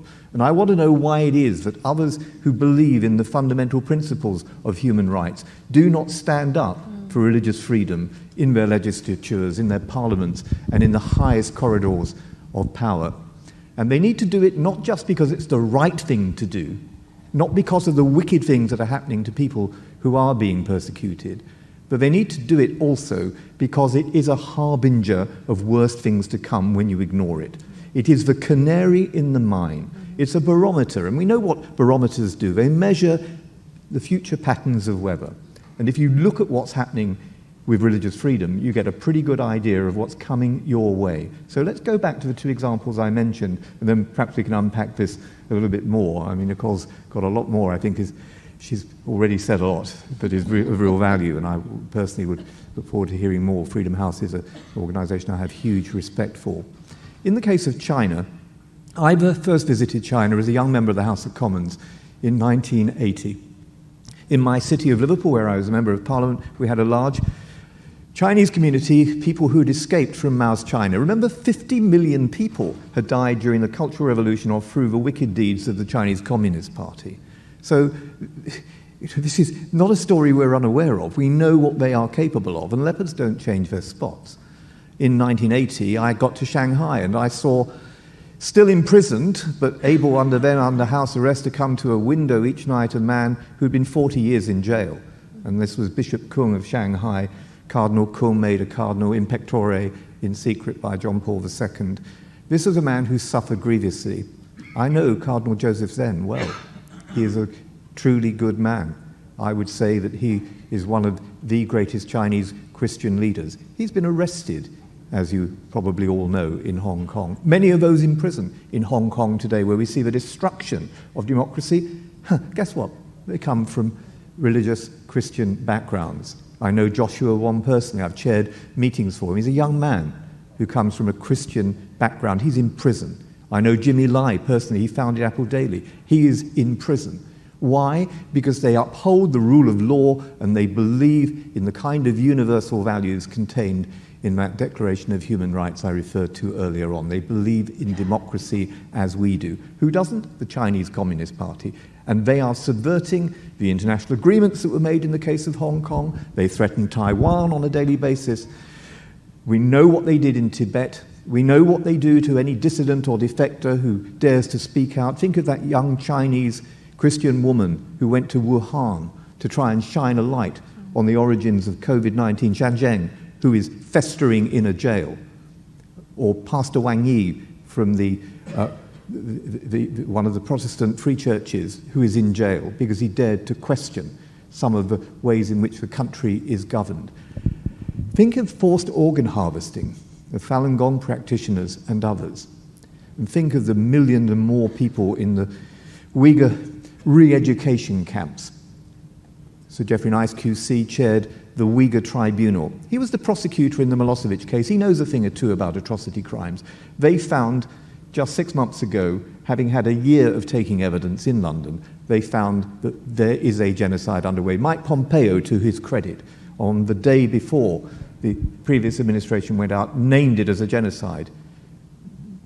Tony Blinken coming in his place, named it as a genocide. The House of Commons has named it as a genocide. But has that impacted on our trade? Has it impacted on the way we treat China? Has it impacted with the policymakers on the way in which they deal with a country that has surveillance technology all over Xinjiang? The same company that makes it, produces cameras, that company, Hikvision, banned here in the United States, not banned in the United Kingdom. Why isn't the CCP's companies which operate in our nuclear industry in the UK, why has it not been taken out? As we've now eventually taken them out of things like Huawei, taken out of our 5G networks. Why did it take so long? At one level you could say it's naive, but at another level you could say these are collaborators in treachery. And I think that it is the latter in many cases, that people just saw money as a prospect, regardless of what it would do to industry in their own countries, when slave labor is used to manufacture goods which will always outcompete what you can do. This is extraordinary to my mind. It removes resilience and it creates subservience. Look at the United Nations, the way in which the Security Council is now compromised by the presence of China, able to use its veto along with Russia whenever they wish. But China also on the United Nations Human Rights Council. It's a sick joke. It's a sick joke. Look what they've done through the Belt and Road initiatives across Asia and Africa, which Mary Beth was referring to earlier on. This is truly extraordinary that we have allowed these things to occur. Where have been the policymakers? Didn't they see the canaries in the mine? Didn't they look at the barometer? Weren't they looking for the harbingers? And let me just end by saying something as well about Nigeria. I took part in a session last night. It was an honor to be with Bishop Jude, who saw 40 people in one of his churches just within the last month murdered because they dared to practice their faith. I've taken evidence from people who have suffered grievously. Only last week I was there at the unveiling of pictures that a talented young woman has painted of Rohingya women, Yazidi women, women from Afghanistan, women from Ukraine, and women from Nigeria. One of the pictures was of a lady from Nigeria who had been raped, not once, but twice, in front of her husband by Fulani militia. They and Boko Haram are responsible for most of the atrocities. That lady was 8 months pregnant. Mercifully, her baby survived, and she named what she called her miracle baby, Gloria.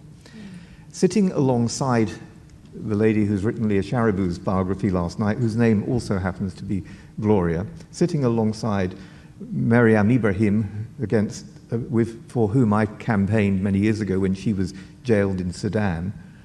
Look at Sudan, what happened because of religious ideology and what it did in South Sudan, where 2 million people died, in Darfur, which I visited, where 300,000 died, 2 million displaced. Why? Because of the attempt to impose an ideology. And read across into Nigeria and what is happening now, and then you can see the picture, but you won't if you suffer from religious illiteracy. And that is why, Mary Beth, this isn't just a nice to have, though it is. It isn't just that it's Article 18 and we ought to honour it, though we should.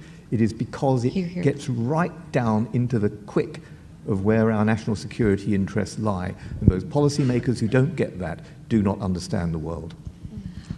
We have very few, thank you, both of you. We have only 2 minutes left, and I do want to raise one, I think, ray of light, and that is the Abraham Accords. And if Secretary Pompeo had been here, I think I would have asked him to just talk a moment about how the religious tolerance in the Gulf countries in particular that has now dovetailed into their formalization and informal relationships with Israel are at least one ray of hope where religion can play a positive role and also be a basis upon which people can gather together for other things. So closing out, speed dating, just a little bit, I think we can conclude that the violations of religious tolerance and using religion as a canary in the coal mine to basically escalating, diminishing human rights by authoritarian regimes and others is underappreciated in our national security and needs to be formalized. Both of you, 2 or 3 points on a way forward to make an impact, looking at ways in which there needs to be a change about this intersection of international religious freedom and our national security policies. Nicole? Absolutely. I would start with having democracy at the center of our foreign policy, which would allow the respect for all of the human rights and not just a selective group, and having religious freedom as one of the elements of a democracy. Us having democracy and supporting democracy abroad is central to our foreign policy because it serves our national interests, it serves our values, it serves our economic interests, and we can't divorce it from our foreign policy. I think also this issue of bringing people of faith and bringing religious leaders into the conversation early on to make literate religious leaders as part of the conversation a real amplifier of an understanding as well as an impact that can be had. Particularly on the ground. Exactly. Lord Alton. Exactly. I could do no better than echo that, because it's about religious literacy and it's pushing this up the agenda, which is why conferences like this one and the ministerial happening next week in London are so important. We have to take this issue off the margins and make it central so that it's in the DNA of policy making. When you get people in Nigeria being told that the reason why 30 people were murdered in that church, why 11 people were executed on Christmas Day, why women like the woman I described were being raped by people from radical Islamist groups, but that is all down to, as some have said, including even the President of Ireland, who should have known better, that this was down to climate change or even population growth or poverty. This is absurd. Name it for what it is, and then you've got some chance of doing something about it. Now, name it for what it is. It's an ideology that needs to be challenged. So that would be, for me, a priority. And good people, including Muslims, will stand with us on that platform. That's why I campaign for Rohingya Muslims. It's why I campaign for Uyghur Muslims, because Article 18 is about everyone. It's why I campaign for atheists, like Alexander Arndt, who was put in jail for 4 years because he put on his Facebook site that he didn't believe in God. He has a right not to believe in God. We don't have a right to impose our faith on others. We don't seek to do that. And we have to name things for what they are. So the harbingers, the canaries in the mine, for goodness sake, let's get that and push this right up the agenda. And let's take examples of people and stand with them like you're doing at this conference. I brought Chen Guangzhou to Westminster to speak about what this blind man with no eyes had seen through his heart about what was happening in China. It's people like Chen who are able to show the world what they have missed, what they haven't seen. We have to do far more of that. It was Dietrich Bonhoeffer, who was murdered by the Nazis, who said, not to speak is to speak, not to act is to act. Never let that be said about us. Thank you so very much. Let us have the courage to call it for what it is. Thank you. And I'd like to thank our panelists. Thank you.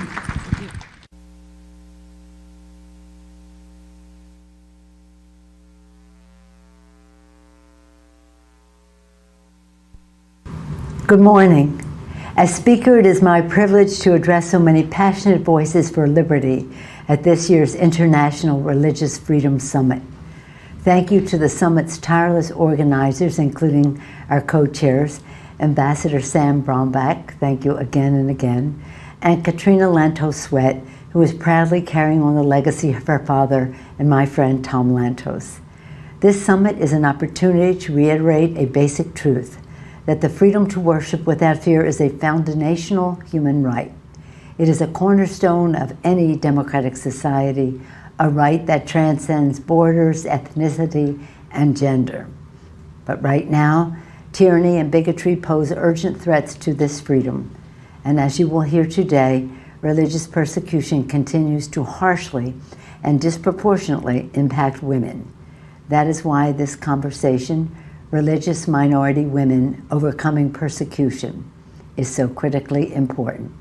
This injustice has taken many sickening forms around the globe, including the Chinese government's horrific abuse of Uyghur women, the Taliban's brutality toward Hazara women and girls, and the genocidal persecution of Yazidi women carried out by ISIS. Thank you to the inspiring women advocates here today for shining a light on this evil, for making your voices heard, and for knowing your power to do so. All freedom-loving people share a moral obligation to stand up and speak out against oppression wherever it appears. That is why the Congress's commitment to stamping out religious bigotry remains bipartisan, bicameral, and unwavering. Strengthened by President Biden's leadership and guided by your persistent advocacy, America continues to be a force for the religious freedoms of everyone, everywhere. Thank you for your partnership in this fight, and best wishes for a productive summit. Thank you. Please welcome Women's Persecution Specialist for Open Doors, Elizabeth Lane Miller. Good morning.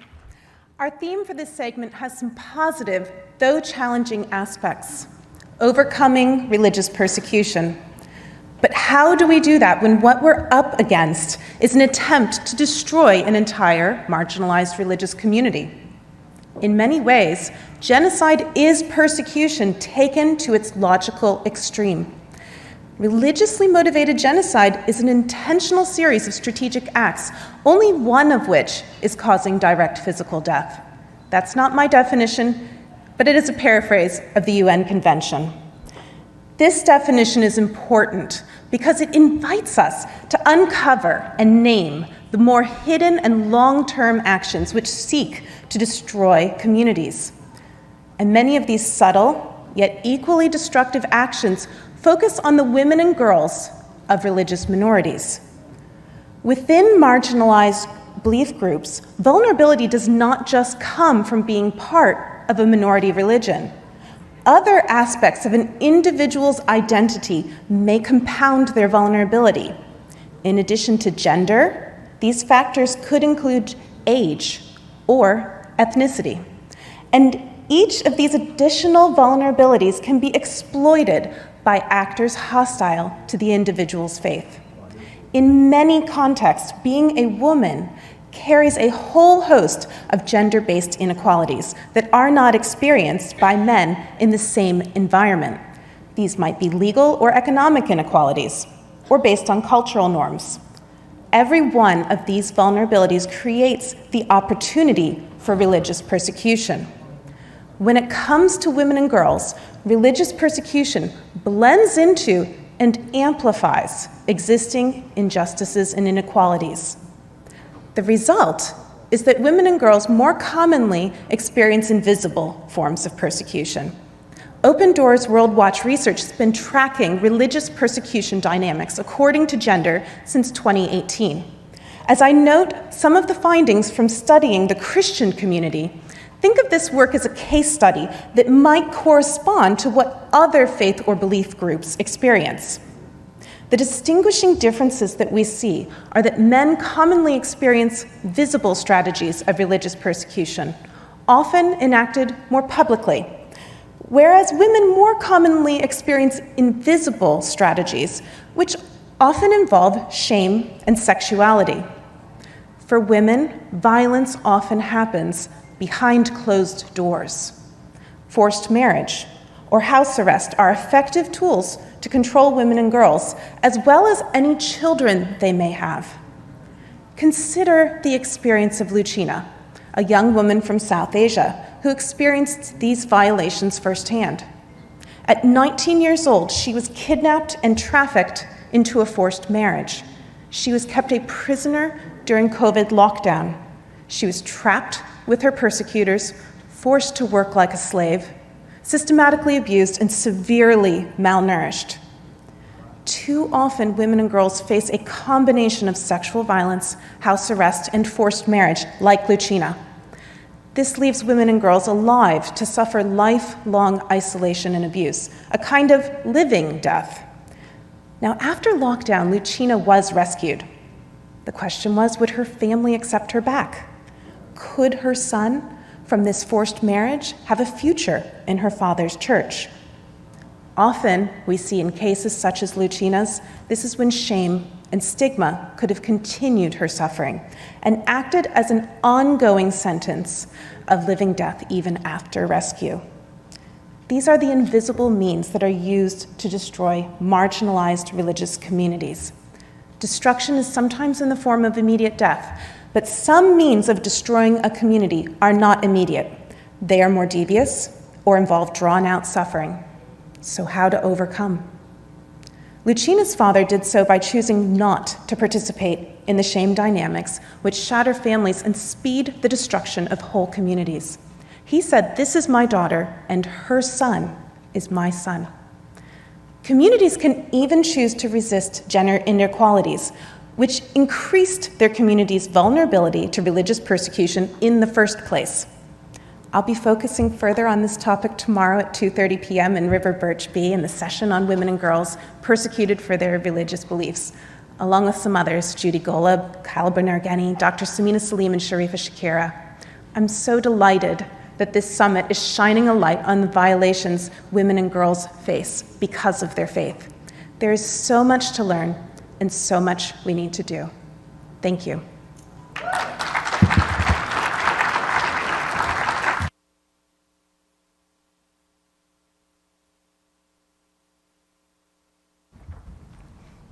Please welcome Simon Scott Center for the Prevention of Genocide Director, Naomi Kikkeler.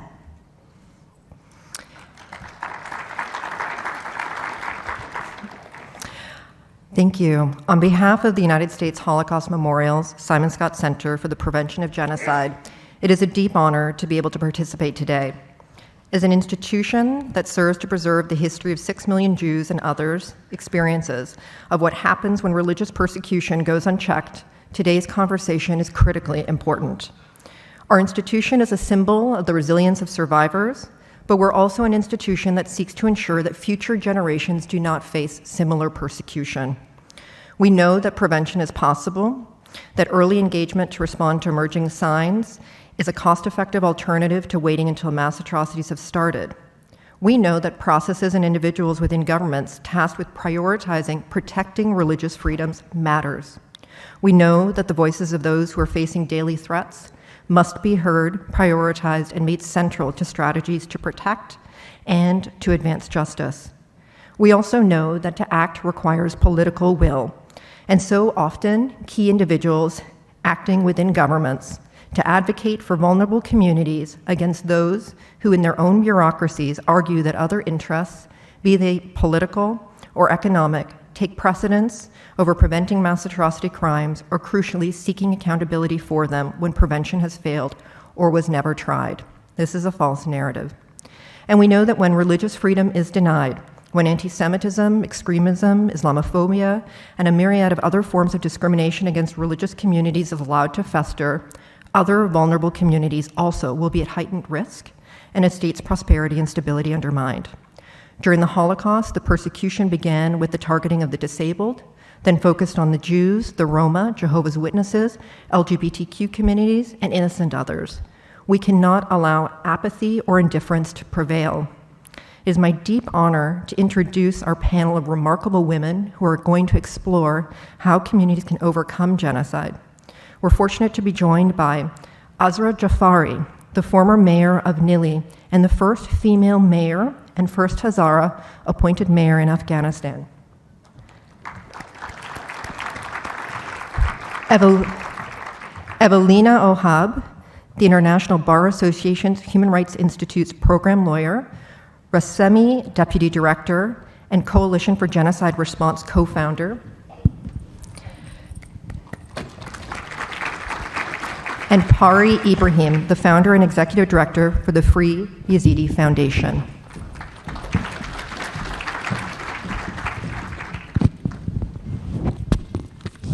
Thank you, ladies, for joining us for this incredibly important conversation. I thought it would be important just to ground our conversation in understanding what exactly are the risks that we're talking about, and what does it mean for the communities that today are confronting genocide. Hazara, you yourself are representing the Hazara community. You are at risk of genocide, your community in Afghanistan. Would you mind sharing your thoughts on this? Sure. I think I have a small speech because we have a short time, so I would like to read it, whatever I have.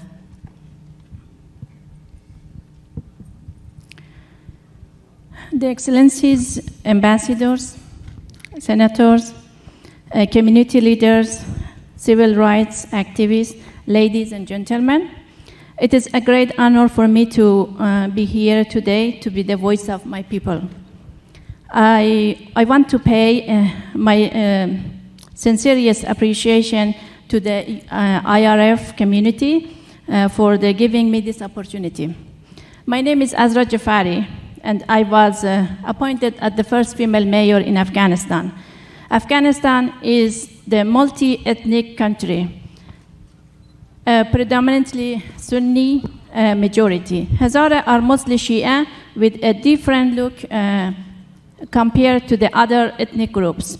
And those have a significant contribution to the discrimination against them. I believe I belongs to this minority group with a long history of facing social, economic, and political discrimination, and also mass massacre for over a century in Afghanistan. The genocide against Hazara was started in 1892 by King Amir Abdurrahman Khan.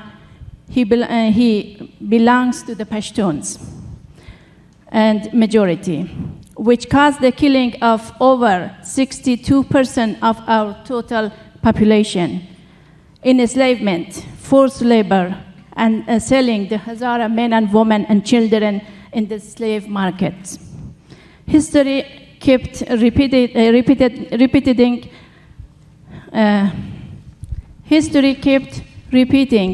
itself by different Afghan rulers with the same ideology. Hazara don't belong to this country. On August 8, 1988, the Taliban captured a city called Mazar Sharif and killed over 2,000 Hazara men in just a few days. 3 years later, they killed another 300 men in another city by the name of Yakaulang in Bamyan. Hundreds of thousands are displaced and then moved to neighboring countries. The Taliban kept destroying anything that had a Hazara identity. We all witnessed the destruction of the Bamyan Buddha's statues, a symbol of Hazara civilization in the central part of Afghanistan for over 2,500 years. After 9/11 and the presence of the international forces and communities in Afghanistan, a new capture has begun to the country. Hazara, who had no civil rights before that date, for the first time could vote, could breathe, and despite poverty. Every Hazara male and female, boy and girls, was going to school. Hazara areas could see a school and library with minor facilities in every corner.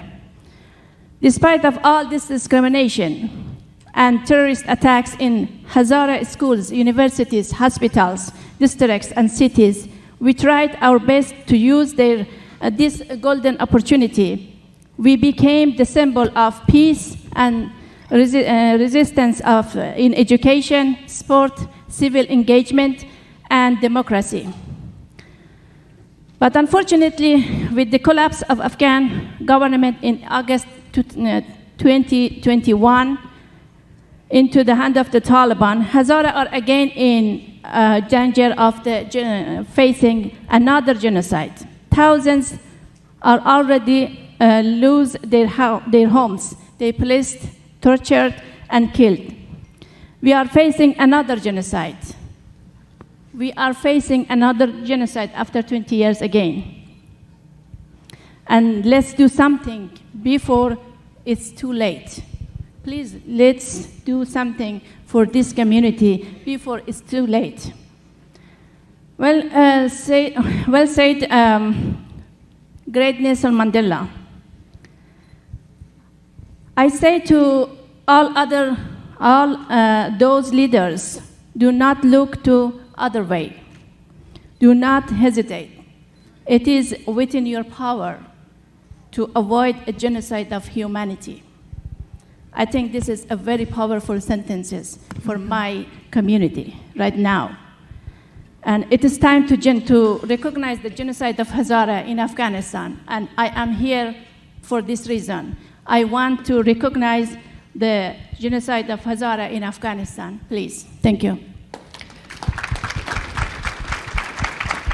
Thank you so much, Azra, for that. I don't think we could have a more poignant or powerful articulation of just how grave the situation is. And I think, sadly, we have others on the stage, including Pari, representing the Yazidi community, whose community also made a plea to the world close to a decade ago now, saying, please save us, we face genocide.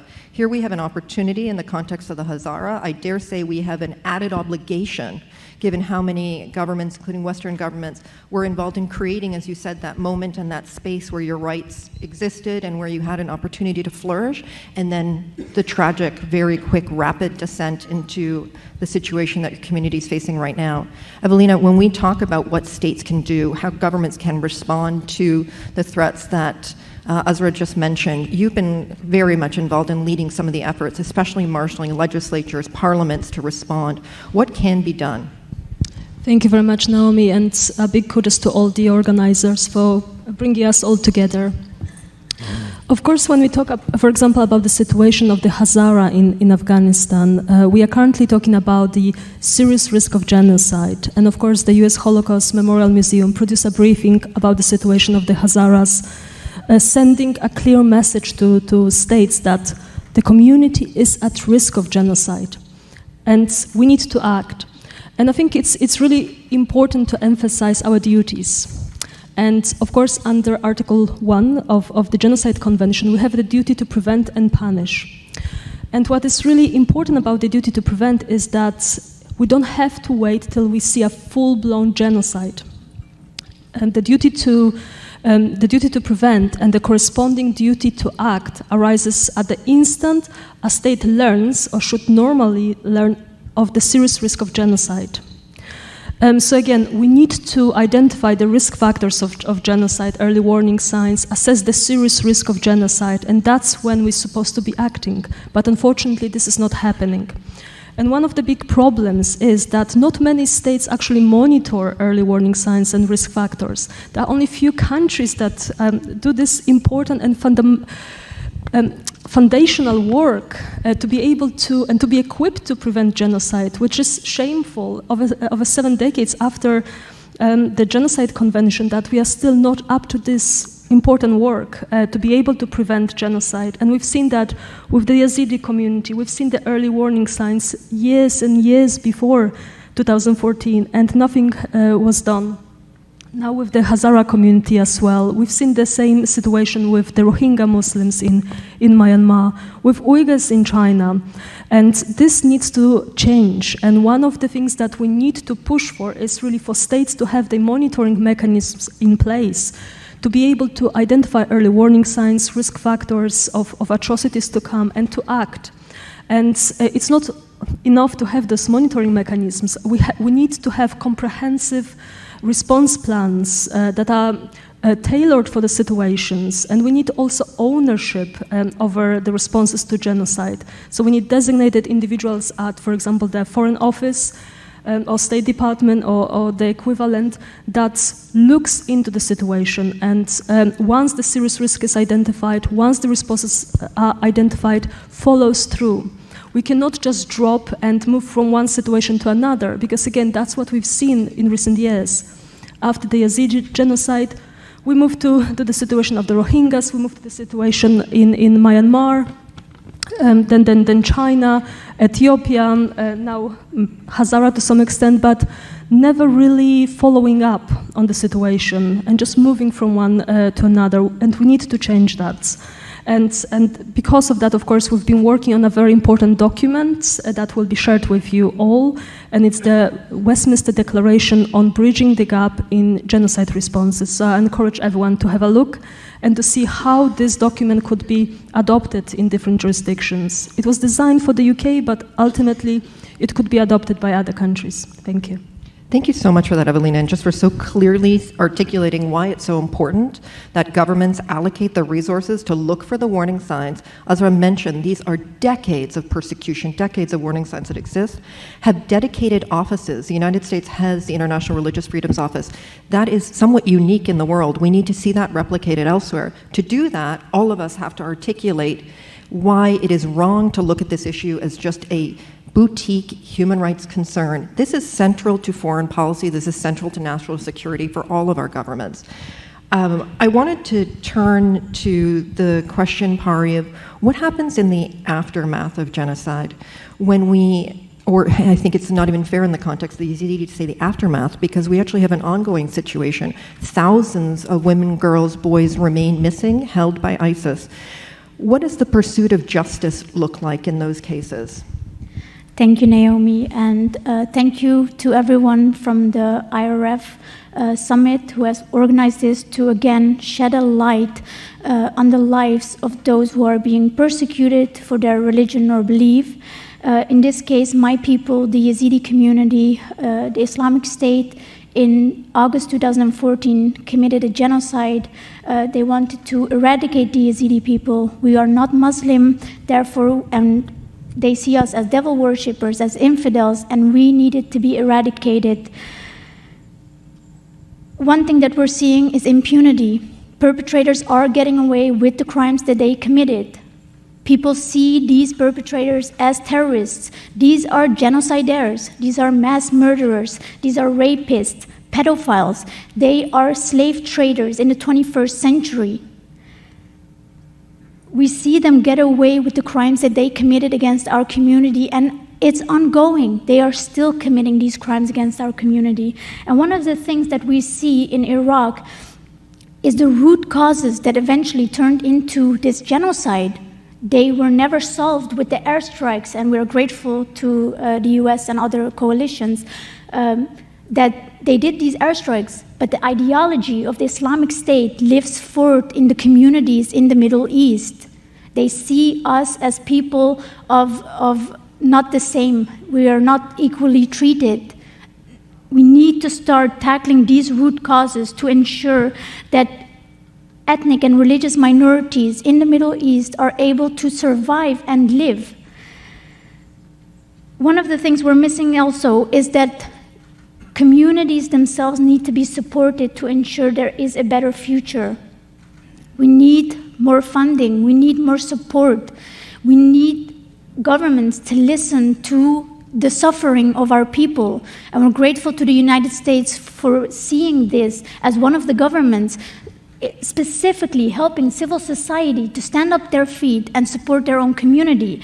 One of the things that our organization has done, and many others have done a lot of advocacy as well, but the Free Yazidi Foundation does specific crime scene analysis to ensure that the crimes that were committed in specific slaveholding sites, specific places in Syria and in Iraq, that there is knowledge with international prosecutors, FBI, other friends around the world who are seeking justice, that they know and are aware of the crimes that were committed against our people. Again, we should not, we should end impunity. Last thing, and then I'll wrap it up, is that our organization is looking for accountability everywhere, in every country, and for individuals, male or female, but also for companies who had, one way or the other, some responsibility to know what was happening to the Yazidi community. We are, and when I say we, the Free Yazidi Foundation, we are currently part, as a civil party to the suit against the Lafarge, the French cement company, who was paying off ISIS members in Syria to continue their work. Soon I'll go to France to ensure that we are admitting more evidence to this case. But there's also a responsibility with, for example, social media companies such as Facebook and Twitter to re-examine how ISIS was able to actively recruit members from around the world on their platform. We believe that the affected communities like the Yazidis, they deserve criminal and civil accountability, and we will pursue legal actions against individuals and companies and any other state. Thank you. Thank you so much, Pari, for that really powerful articulation of what is needed, and also for the remarkable work that your organization has been doing to really revolutionize and allow for a victim-centered approach to pursuing justice and accountability, and also for so clearly stating that genocide, there are many different actors that are involved in the commission of genocide, not just the state actors or non-state actors that are perpetrated the crimes, but individuals, neighbors that are complicit, companies that are creating an enabling environment in the context of the Uyghurs, companies that are benefiting financially from the commission of these crimes, from forced labor. The reality that the clothes we wear, the food we eat may be produced by people who themselves are the victims of these horrific crimes is something that I think all of us need to reflect very deeply on when we think about what we can do to tackle the crime of genocide. I want to just kind of reiterate Evelina's call to action on sharing the Westminster doctrine that you'll speak about later as a blueprint for what governments can do. But I wanted to just in closing turn back to you, Hazara, and ask you to just speak a little bit about what it is that you feel the participants here at the summit can do and what you and your community hope the international community will do to help your community. Actually, being in this community, I think it is a good opportunity. They all from our the leaders comes from all over the world, so they could hear our voices, and then they get the. I think they can support their governments, the countries, to hearing the voice of Hazara in Afghanistan, and then they push. To their countries, they have to recognize the Hazara genocide, and because we need receive the justice. So this is important for us. The government, U.S. government, and also other countries, they have to recognize the Hazara genocide and also support them and make an action plan for that. And this is, I think, this is the historic time for Hazara. Because nowadays, when we are here, sitting here, we also facing in this situation. Unfortunately, I have a news. For example, since 3 days, it is more than 1,400 families. They are displaced from Balkhab. Now they moving to the Bamyan without any places, without any homes, without any food, and they are in trouble in humanitarian crisis now. So this is, we need a very quick actions. They have to support the Hazara, protect the Hazara, and this is the protection of Hazara people. It is very important in Afghanistan right now. Thank you so much, Hazara, for that. Just in conclusion, I just want to, in a concrete way, say there should be early warning analysis of and documentation of all the crimes that the Hazara are facing, building off what Evelina and both Pari have said, to help protect today, but also build the case for justice and accountability efforts in the future. As Rabbi Hillel said, if not now, then when? I think that's the most clearest call to action that all of us can respond to. Today, as a center, we are deeply concerned about ongoing genocide, risks of genocide targeting the Rohingya community, Uyghur community, Hazara community, all on the basis of their Muslim faith. The Yazidi community, who've been targeted on the basis of their faith as well. Religious and ethnic minorities around the world today are living this reality. Genocide is not an issue of the past. It's not something that stopped with the Holocaust. It is a living, ongoing threat that faces, sadly, millions of people around the world. Thank you all for participating in this conversation, for such a rich and important contribution to the different angles to which we need to be alive to this issue, and also for discussing, especially Evelina and Pari, options and ways forward. And Hazara, I think we all stand here in solidarity with you and your community and the courage that you have to speak out. Thank you.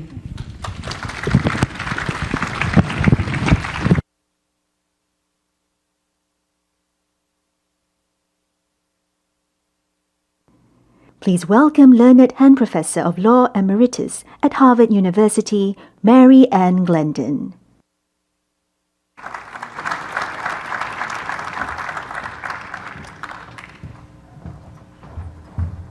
Hello, everybody, and thank you for being here for today's discussion of government and the religious life of citizens. This topic has many dimensions, and we are very fortunate to have before us, or with us today, distinguished experts on all of the dimensions. In order to get things started, I'd like to just offer 3 very brief observations about the topic. The first, I'm sure, is known to everybody here, that it's the alarming fact that governmental restrictions on religion around the world are at their highest level since the Pew Forum started counting them in 2007. And the worst, the most severe restrictions, arrest, imprisonment, even torture, they are increasing at a rapid rate.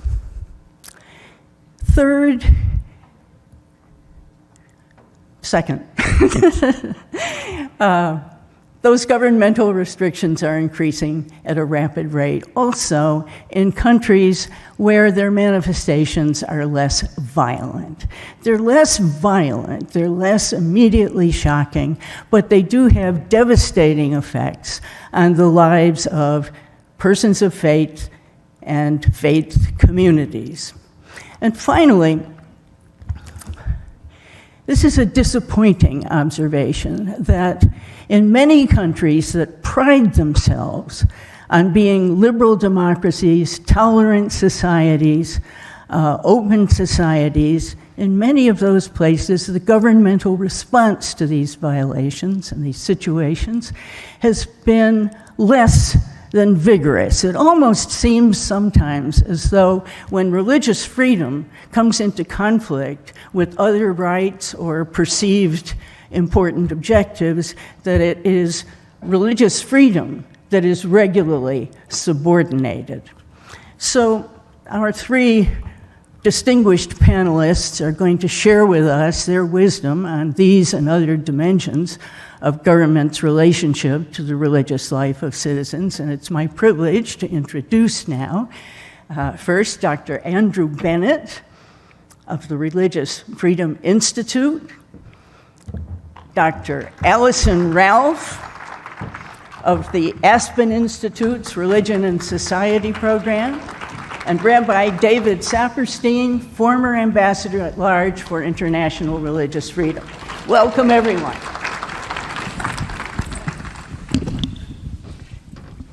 Andrew, I'm going to start with a question for you.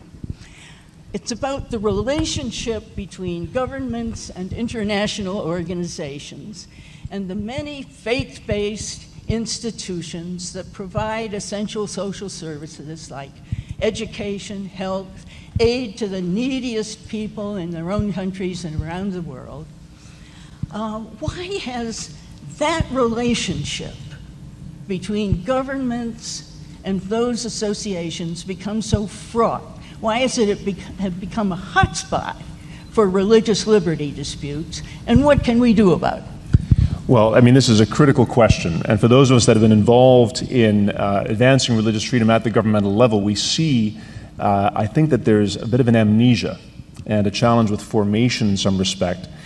The first thing I want to say, Marianne, is that we have to remind ourselves continually that religious freedom is fundamentally about the public living out of our most deeply held beliefs, whether they're theistic or atheistic, whatever it might be. It's not about the inner life. We're always free there. And there's a fundamental link between faith and practice and public action.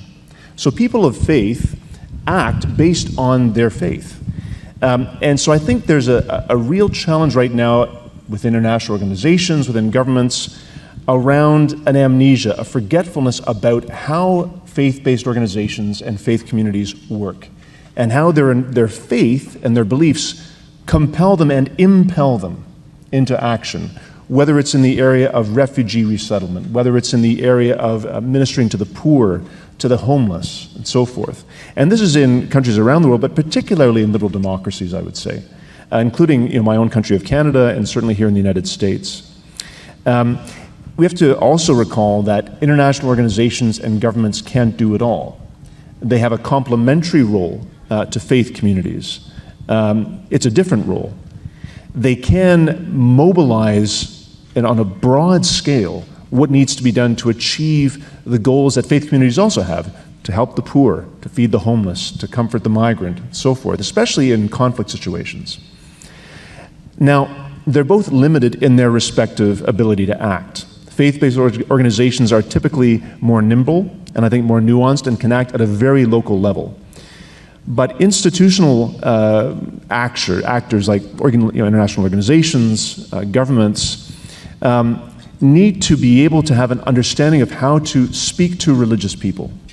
And I think so often there's an inability to speak to religious actors because it's a challenge of formation. I think for many of us that living in liberal democracies have gone through public education, we're often not equipped to speak religiously. And so when it comes to being in positions of influence within international organizations globally or within governments, there's sometimes this inability to actually engage religious actors because we don't know what to say, we don't understand how they function, and again, what mobilizes them to act. I'll put it very succinctly. We have to ask, will the state or an international organization console you while you're dying? Can the state hug you when you die? No. But a faith community can, or people that are involved with a faith-based organization can. And so there needs to be more complementarity, more engagement between government, international organizations, and faith-based organizations for serving the common good, for the good of all. And we need to work much harder as people engaged in international religious freedom in forming those actors in those governments, in those international organizations, to engage faith communities in a much more robust fashion, because they're not just an option in providing these services, they are essential globally. Thank you, Andrew. Now listen, your program at the Aspen Institute lifts up and practices and encourages a beautiful vision of a pluralistic society where people of all faiths and no faith not only live together in relative peace, but flourish and encourage one another. But when we look around us, in our own countries and in other countries that aspire to that vision, we see much evidence indicating that your task is a hard one. Please share with us some of the things you've learned and tell us what you think Friends of International Religious Freedom can do to promote that wonderful vision.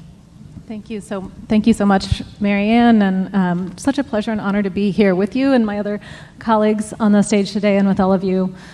I want to start by bringing us back to the government and the life of its citizens and say that as an American citizen and other American citizens here, we have an incredible opportunity and responsibility to take responsibility for the culture that we create here because we are the people of the government. And that means that we can shape how we interact with each other, not just on a personal level, but on an international level too. And I want to lift that up in this context of pluralism because we know that tit-for-tat violence escalation happens across boundaries of nation and across boundaries of religious communities, so that an individual action against a religious minority in one place can result in a governmental reaction against that original perpetrator's community in a different location. So we have a responsibility to each other, to ourselves, and to our communities to put it simply, to be the change, right? To be what we want to see in the world.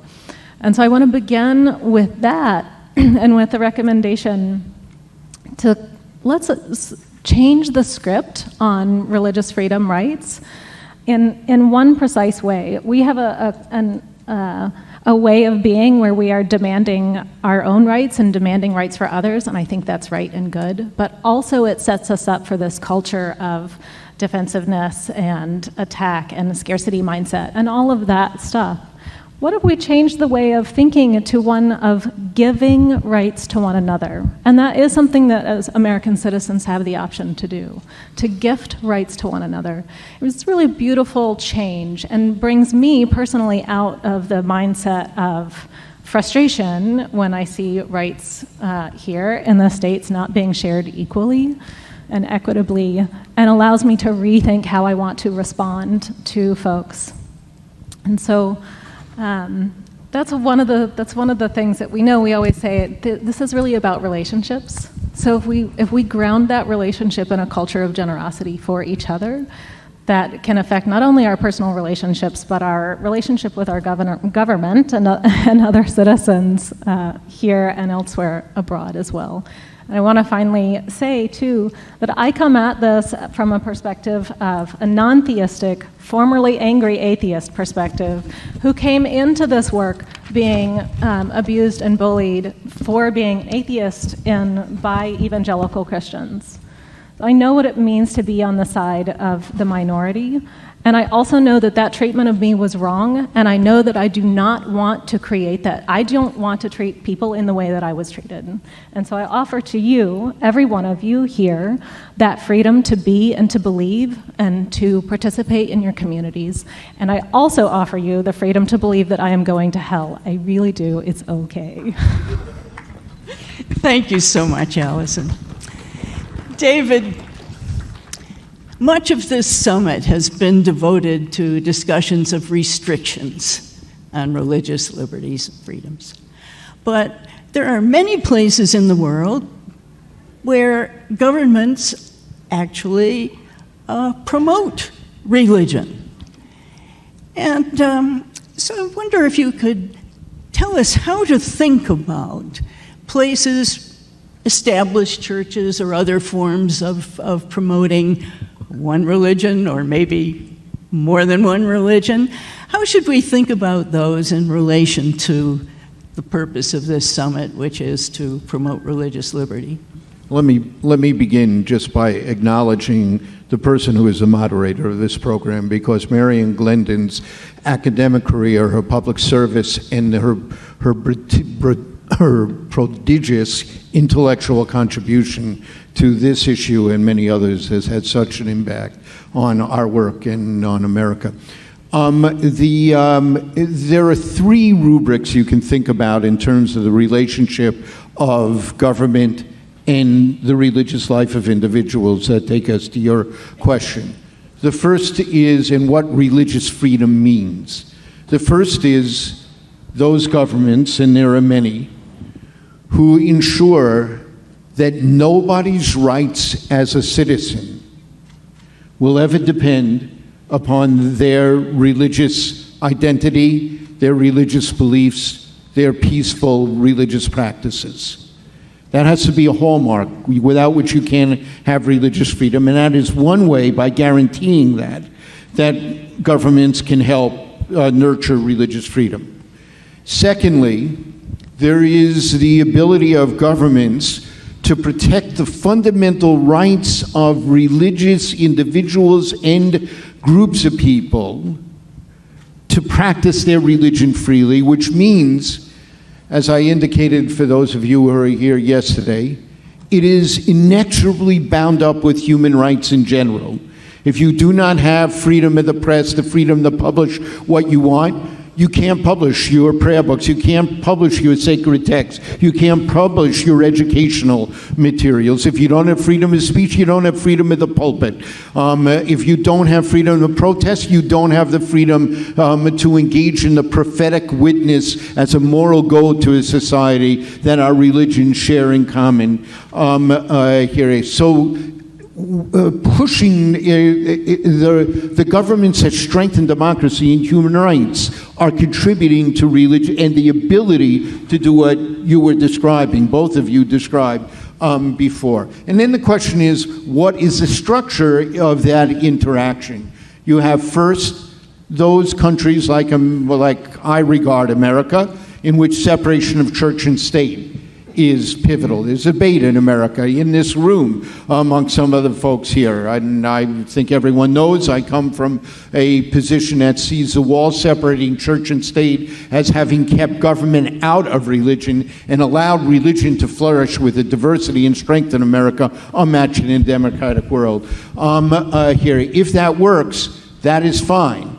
but that has to still allow religion to work on its own without interfering with religion. Secondly, you can have established religions. Think about the UK, think about Scandinavian countries, other countries around the world that have established religion, but do guarantee that everyone, even if they're not from the established religion, have those equal rights and have the freedom to function. The complicated issue is, which is very frequent, when there's established religion, particularly if there's a large majority of one religion, where the government favors that religion, the institutions of that religion, and the people of that religion, it will almost always be the minority who will suffer, and minorities suffer all across the world, and all of you are part of faith groups that somewhere are minority religions. And a lot of our work has to do with protecting the rights of those minority religions in that third category.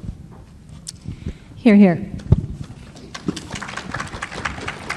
So, David, there are many models of religious freedom in the world, and I am wondering, here's a topic paper for those of you who may be students looking for something to write about.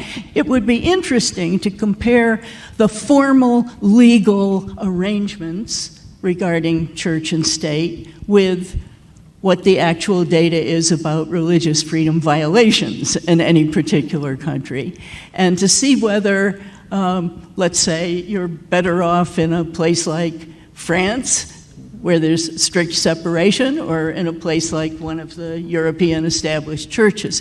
And the reason I'm pondering that in relation to the remarks of our other two speakers is that here in this summit, we're talking a great deal about law and government, but we're also talking an awful lot about civil society.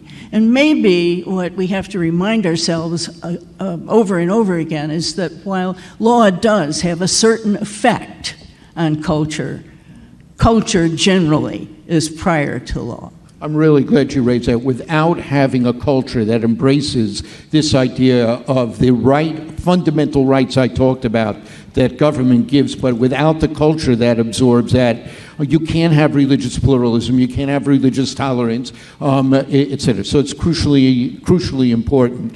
Let me just add one note to what, a nuance, something that Andrew said in his presentations. And I know, Andrew, we're very dear friends and close colleagues, as our tenure as ambassadors for religious freedom took place at the same time. He was fantastic in this regard. We often travel the world together working on these things. So I know you're going to agree with the nuance I'm going to do.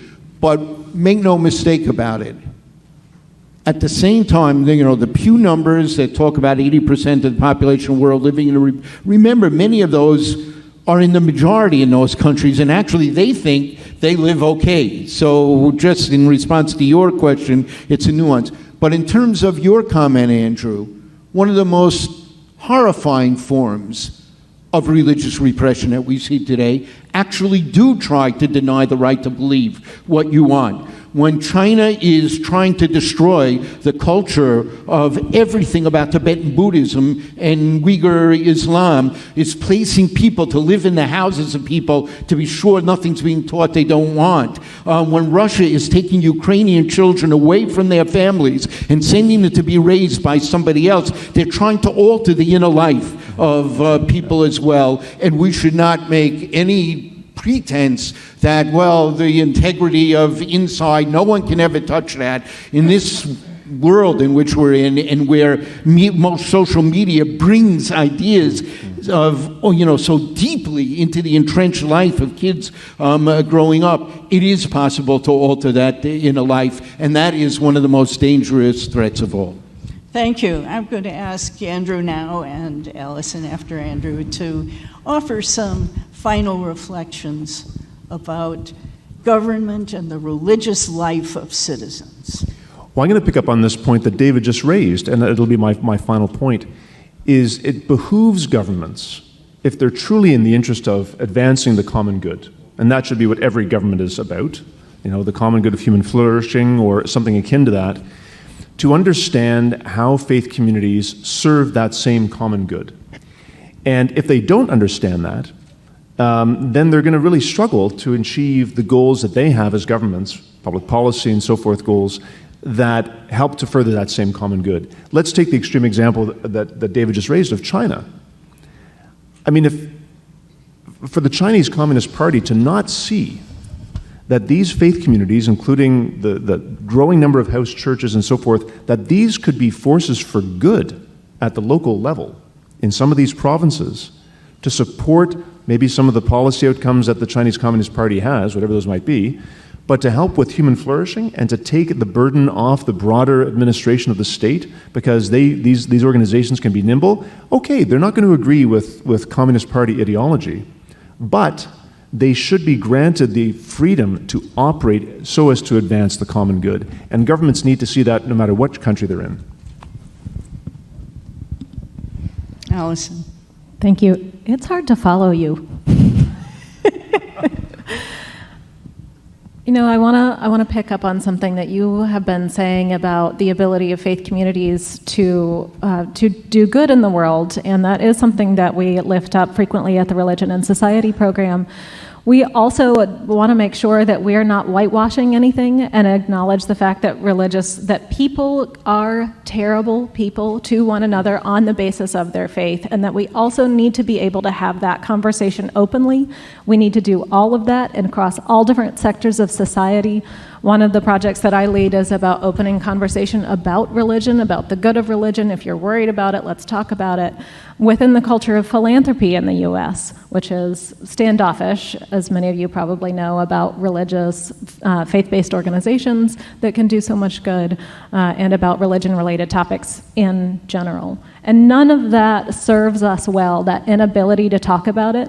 As you've already heard from my own story, religion is a minefield, an absolute minefield of personal and collective hurts. And if we can't learn as individuals and as societies and citizens with one another of our countries and across the globe, then we're not going to be able to solve any of these problems. So let's start there. I know you already do this already, but this is about changing our culture so that we can move forward together. Can I have one final word on this too? First, Aspen makes such a contribution to that debate and that discussion, and really you guys are crucially important. So for me, the answer above all, at a macro level, is democracy.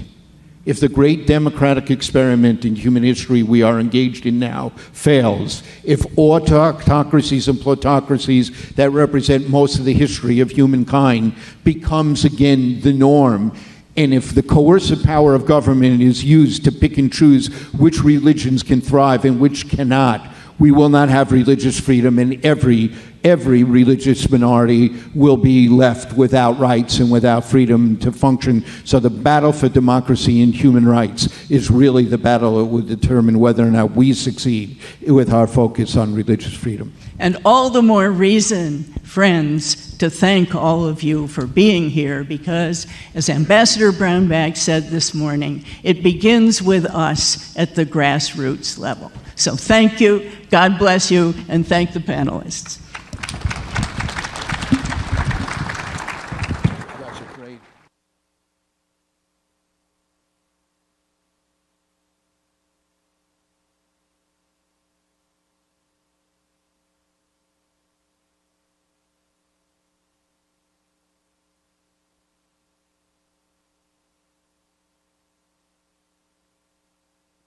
Please welcome Multi-Faith Neighbors Network co-founders Imam Magid and Pastor Bob Roberts.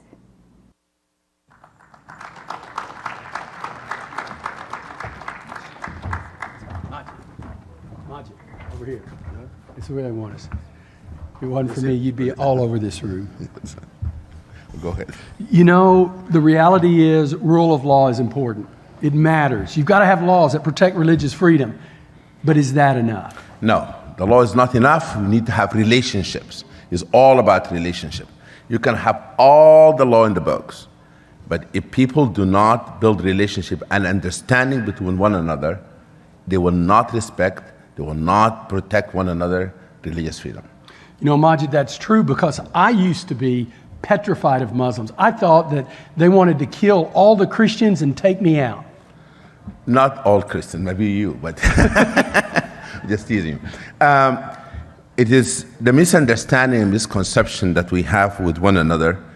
60% maybe for evangelical Christians have misunderstanding about Muslims. We just don't like them. We don't have a misunderstanding. We just don't like you. And until we brought the pastors and the imams in the same room, who have not met ever a clergy who's imam or clergy who's Christians, the misconception, misunderstanding have changed. So the biggest challenge for religious freedom in America, as an evangelical, I really don't see it as laws. More than anything else, I do see it as relationships, because when my tribe has a problem with his tribe having religious freedom, then what difference does it make if the laws are good, if you're going to have hate speech coming out of pastors' pulpits on Sunday morning? I mean, I heard about all the hate speech that the imams did around the world toward Christian pastors in America. I actually discovered it's reversed here in the States. And there are really some pastors that if you listen to them, they make harsh, inaccurate statements about Islam. But what's interesting is every single one of them that builds a relationship with an imam changes their mind. And it's not because they discovered a verse in the Bible that says love your neighbor or love your enemy. And it's not because they theologically came up with the framework. It's because they got to know somebody. Yes, they were humanized. Yeah, we discover in this journey, whether in the United States or overseas, that when people spend time together and they get to talk about who they are, talk about their family, about their communities, just misconception, misunderstanding completely turn. And we have seen it, even overseas, in Uzbekistan, in Pakistan, places we brought Muslims clergy and Christian clergy after they left our retreat, how they made a commitment to stand for each other. And we have an example here in America, by the way. Yeah. A mosque was burning in Seattle. And while the mosque was burning, a Christian pastor who attended our retreat, Evangelical. Conservative. Negative view of Muslims. Absolutely. Loves pork ribs. Brought the key of his church to the imam to offer his church to be the place of worship. That is what we need to see in every neighborhood, not only in America, but around the world. But you know, I know of this church, a mosque, if I'm not mistaken, that is not too far from here, that when 2 churches were burned down in Pakistan, their mosque raised the money and rebuilt those 2 churches in Pakistan. And if I'm not mistaken, that's your mosque. Yes. It happened that I work for this mosque, Adam Center. We have the Pakistani professionals, ladies in our community, who initiated the fundraising of rebuilding those 2 churches in Pakistan because they went to school there. And they have raised money and they give it to the bishop of Pakistan to rebuild those churches. So what we're learning is that if we want to protect religious freedom, then what's critical is we've got to get to the grassroots. And the clerics are the key to the grassroots. Absolutely. And so if we get to the clerics and they impact the masses, the congregants, then we've got a shot at changing the way everything is. You know, Majid, honestly, people ask me all the time, have I changed my theology? I haven't. I mean, it's been a year since we were here last. I've still not been able to baptize you. I'm not giving up. And nor I couldn't bring you to say Shahada. You should let me go to Mecca without doing the Shahada. I would like to see it. I'm fascinated by it. But the reality is, for example, I know your daughters by name. Yeah. I pray for you and Amara, your wife, every day. Same thing I about your never family. would have thought I could have been close to an imam. Maybe to pray for him, for them to accept Christ. But to pray for you about other things, whether it's health or family, and to be able to share with you. I mean, I just would have thought, no, that's not even possible. And yet it's changed my life. It's changed my family's life. You know, I've never thought in my wild dream when I was growing up in Sudan, that will become a friend to an evangelical pastor, white guy from Texas. Don't make fun of white people. But it's very important, seriously, if all of us live our faith and see the humanity of one another. As is Bob become very close friend to my family, I become close friend to his family. It's no longer just about being Christian and Muslims, but you need to see the humanity of one another. You need to care about one another. If the Bible, if the Holy Quran, the teaching of Islam says, love thy neighbor, we have to live our faith. It's not about how our neighbor look like. Regardless of the religion, regardless of the ethnicity, still we have to practice our faith by loving them. For I really appreciate your friendship. Not only that, our friendship have brought many other people together. Because of the trust you have for me, a trust I have for you, many pastors have trusted you. Many pastors who came to that room, sitting with Muslims, they said to me, I would not have come to this place, it wasn't a Bob. I trusted him, that's why I came here. The same thing for the imams. What I think is about building a relationship and have a ripple effect in our community by bringing people who have not sat together, not get to know one another, to build honest, open relationship. You know, Majid, one of the lessons I learned when I got to know you and I got to know Muslims and so forth, and I realized the majority of them were just like the majority of Baptists. Most of them good. We got some wild Baptists, but most of them are pretty good. But one of the lessons I realized was the greatest challenge I had was not from Muslims. It's from my own tribe. Bob, what are you doing hanging out with these Muslims all the time? Why are you friends with Majid?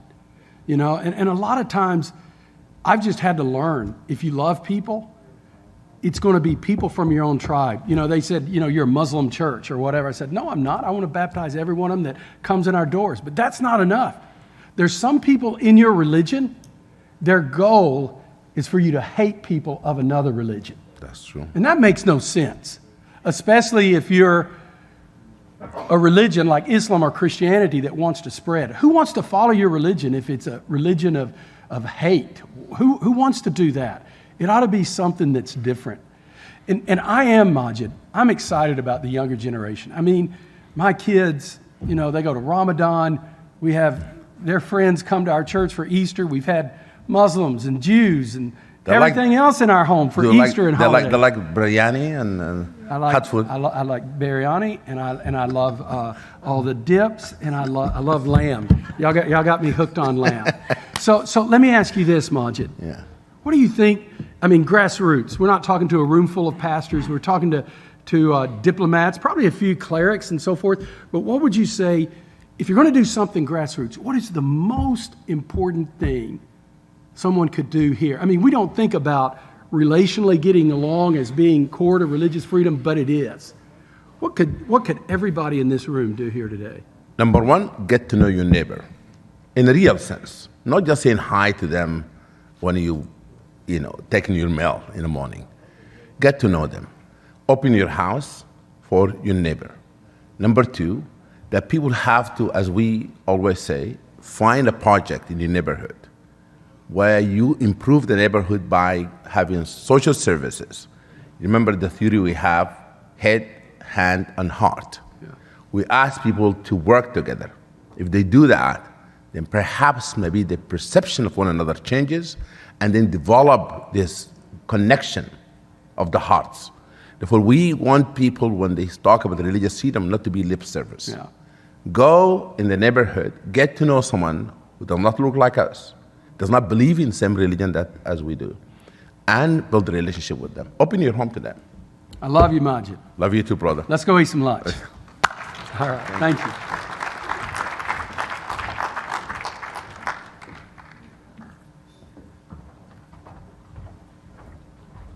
Hello, everybody. So we're at the end of this session. I'm going to bring up Dr. Paul Murray. He's going to announce the breakout sessions for the global campaigns. Dr. Paul Murray. Thank you, Greg. Thank you, everyone. Breakouts. 1:30, room 2 is for the IRF Charter. Room 3 is ending the China firewall. Room 4, Preventing and Responding to Genocide.